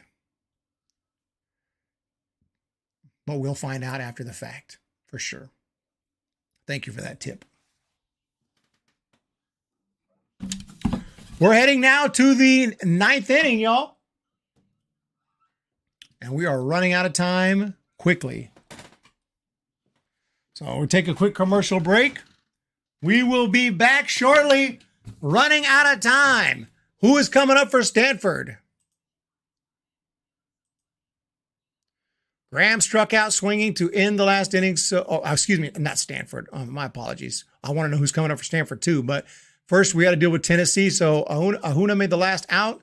It's going to be Inslee, Dickey, and Merritt coming up. So let's freaking go. Chase Burns was on fire, and we'll see if they make a pitching change here for the Vols in the bottom of the 9th inning.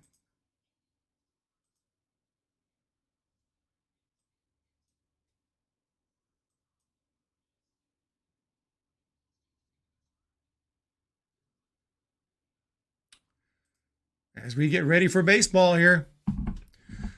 Biggest, let's keep the faith. Keep the faith. Their pitch is down low for a ball. We're back to action here. And Inslee is, oh no, Dickey is up. Jared Dickey is up. Sorry, 326 on the year. We are ready to go. This guy is a great hitter. So they would love to add a little bit of insurance here in the 9th inning. Jared Dickey's caused some major damage already today. The pitch, line drive, right field. That is a base knock. Let's see if he goes for 2. Oh, a little bit of a bobble. He's still going to hold it first. So the runner is going to hold it first, and that's Jared Dickey. And now Tennessee has the leadoff base runner. That's what they wanted, and they've got it. Now to bring up Griffin Merritt. So leadoff hit here for Stanford. 6-4 the score. Thank you, the Calliope Connection. Thank you, Biggest. I do appreciate everyone being here. Griffin Merritt is at the plate. Leadoff single for the Volunteers in the 9th inning. It's a 2-run game. And the pitch is outside. 1-0 the count. At the plate is Griffin Merritt.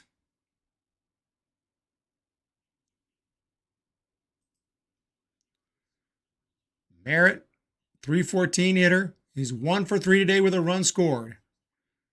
Pitch on the way. He's in there for a strike. Make it 1-1. Thank you to Cali Okie, everyone, for being here. Stanford needs to get through this inning and have one more shot at it with no worse than a 2-run deficit. That would be the idea. There's the pitch on the way. That's a ball. 6-4 Tennessee, ladies and gentlemen. In the College World Series, everything is down to this. There's a Stanford head coach. Could this be the end of the season, the end of the line for the Stanford Cardinal? Here's the pitch. And it's a ground ball, shortstop, 2, second for 1, on the first, 2, a double play for the Cardinal.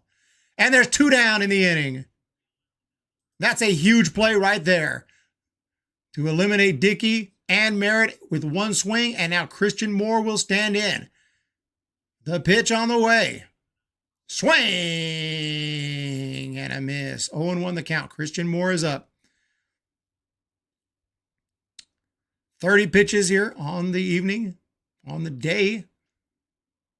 The pitch on the way is swung on and missed, 0-2.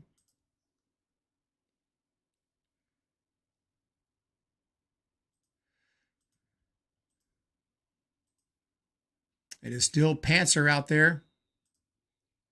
He's getting by. 0-2 count.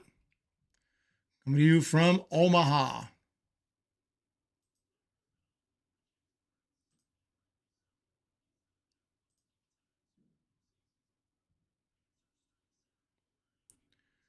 Wind up and the pitch.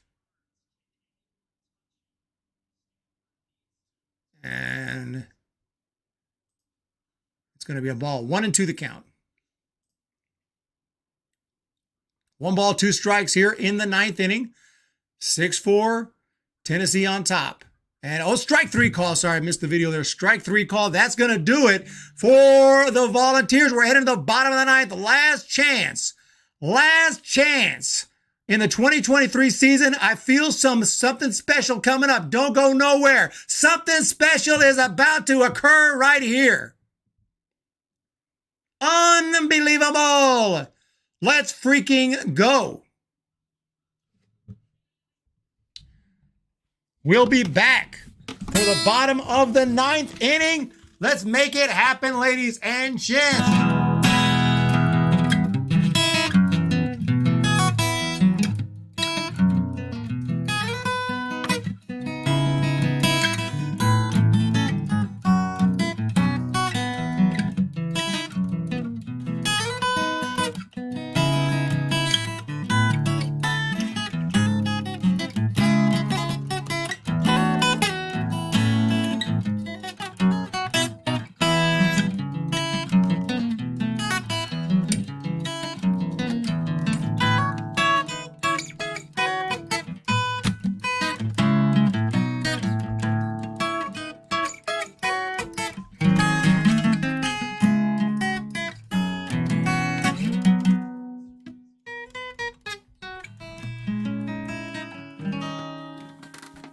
All right, ladies and gents, we're back. Little interlude right there. Just a little interlude. And now let's get focused. This is it, everyone. This is it. It's all down to the bottom of the 9th inning. Let's go. We are back. Sending some Warren Morris energy, and we need all the energy we can get. Bottom of the 9th inning, last chance for the Stanford Cardinal. We are ready to go. Are we ready to go? I think so. Right here in Omaha. The stakes are high.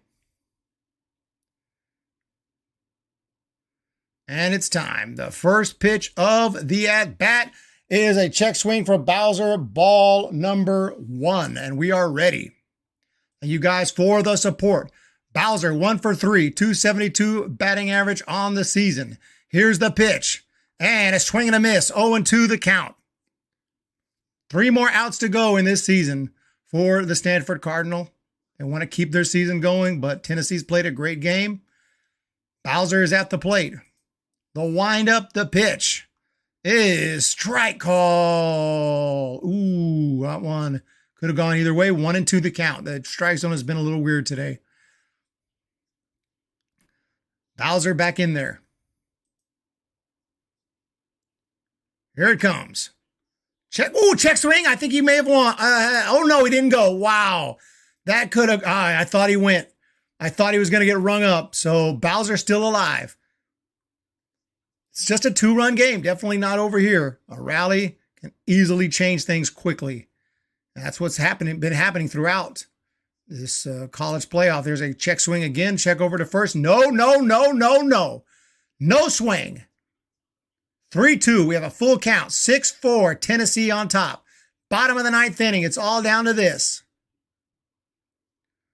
Don't go nowhere. We're about to find out who moves on.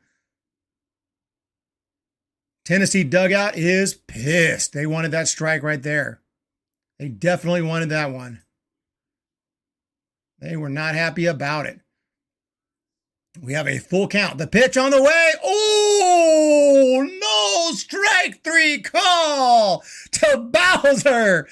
Oh, man, he froze him on the 70-mile-an-hour. Practically an eephus pitch right there, and it freezes Bowser, and there's 1 out. And the Stanford Cardinal are down to their last 2 outs of the season.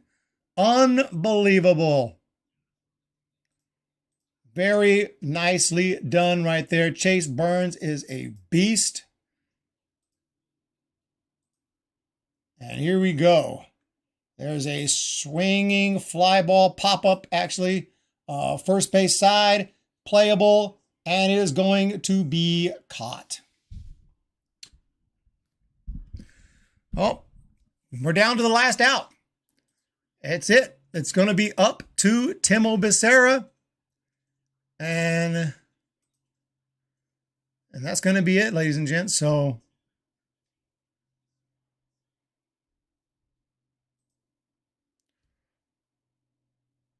here we go.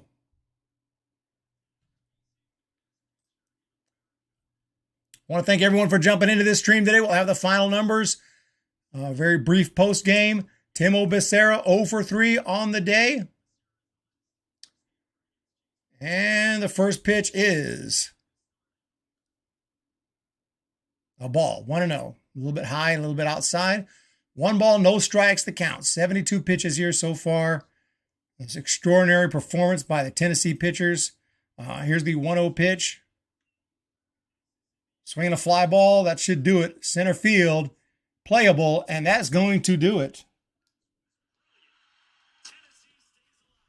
Tennessee will move on. And congratulations to the Volunteers for this win. Chase Burns was just stellar. 5 innings, 8 strikeouts. He just had it. Chase Dolander's back today, and the offense did enough to take the lead here today, and that is a win.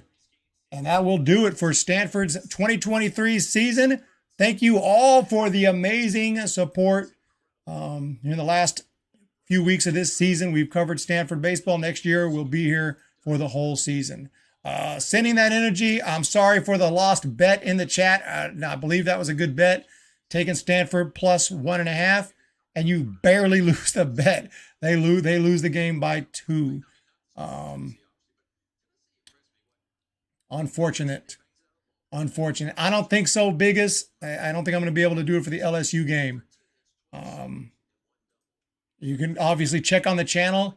If you see me live anytime, feel free to jump in. I do appreciate it. I'll be doing some more games, I'm sure, throughout this College World Series. Obviously not Stanford, but I'll be doing some more games throughout this College World Series.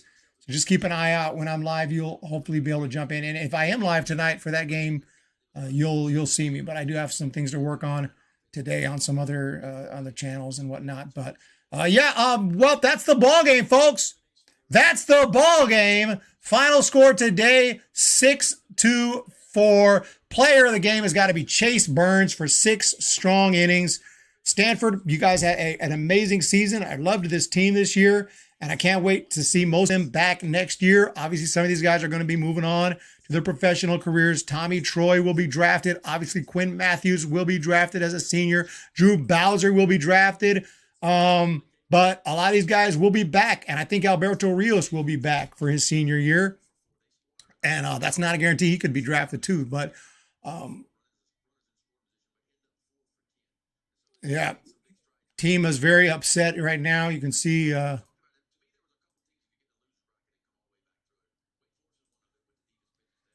that's a tough man. That's a tough one. Very tough way to end the year for Stanford, but congratulations again, Tennessee. Really good team. And you can see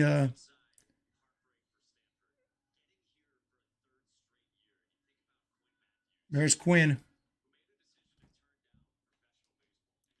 Quinn Matthews came back for his final senior year to try one more time with Stanford. They just fell short today. And rough fifth inning was what did him in today. And he's now going to move on to his professional career. But second straight year, Stanford has made it this far. They made it to beyond Super Regionals into the College World Series and just couldn't do much there. So that's it. Thank you so much, the Karaoke Connection. What's up, Bailey Griffin? Thank you so much for jumping in here right at the end. And we're about to finish out the stream today.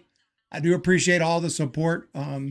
Very unfortunate loss, but hey, we'll be okay. Next year, Stanford's coming back, and Hum Baby Prospects ain't going nowhere. You guys have a great day. Thank you so much for being here for this stream. Final numbers on the stream, if anyone cares, 352 views, and 13 people are here as we finish off. Thank you guys for being here. Have a great day. Hit that thumbs up, hit that subscribe button, and congratulations, Tennessee. You got it done. You definitely got it done. All I can say about that fifth inning, that was rough. All I can say about that is... Boy, that escalated quickly. I mean, that really got out of hand fast.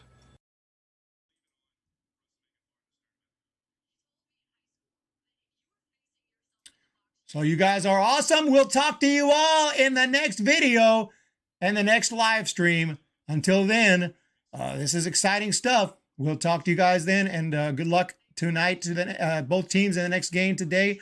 I believe it's going to be Wake Forest tonight. Let's get that schedule for one last time. What the heck is going on with my mouse? Okay, I can't lost control of the mouse. Right at the end, everything's going to break down.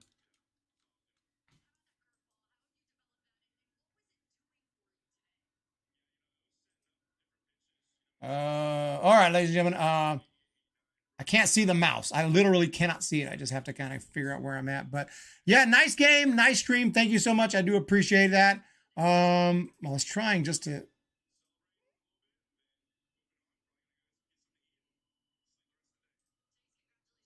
Oh my God.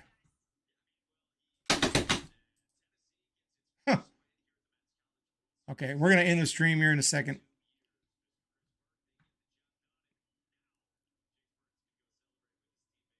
All right, thank you guys. I do appreciate it. We'll talk to you in the next one.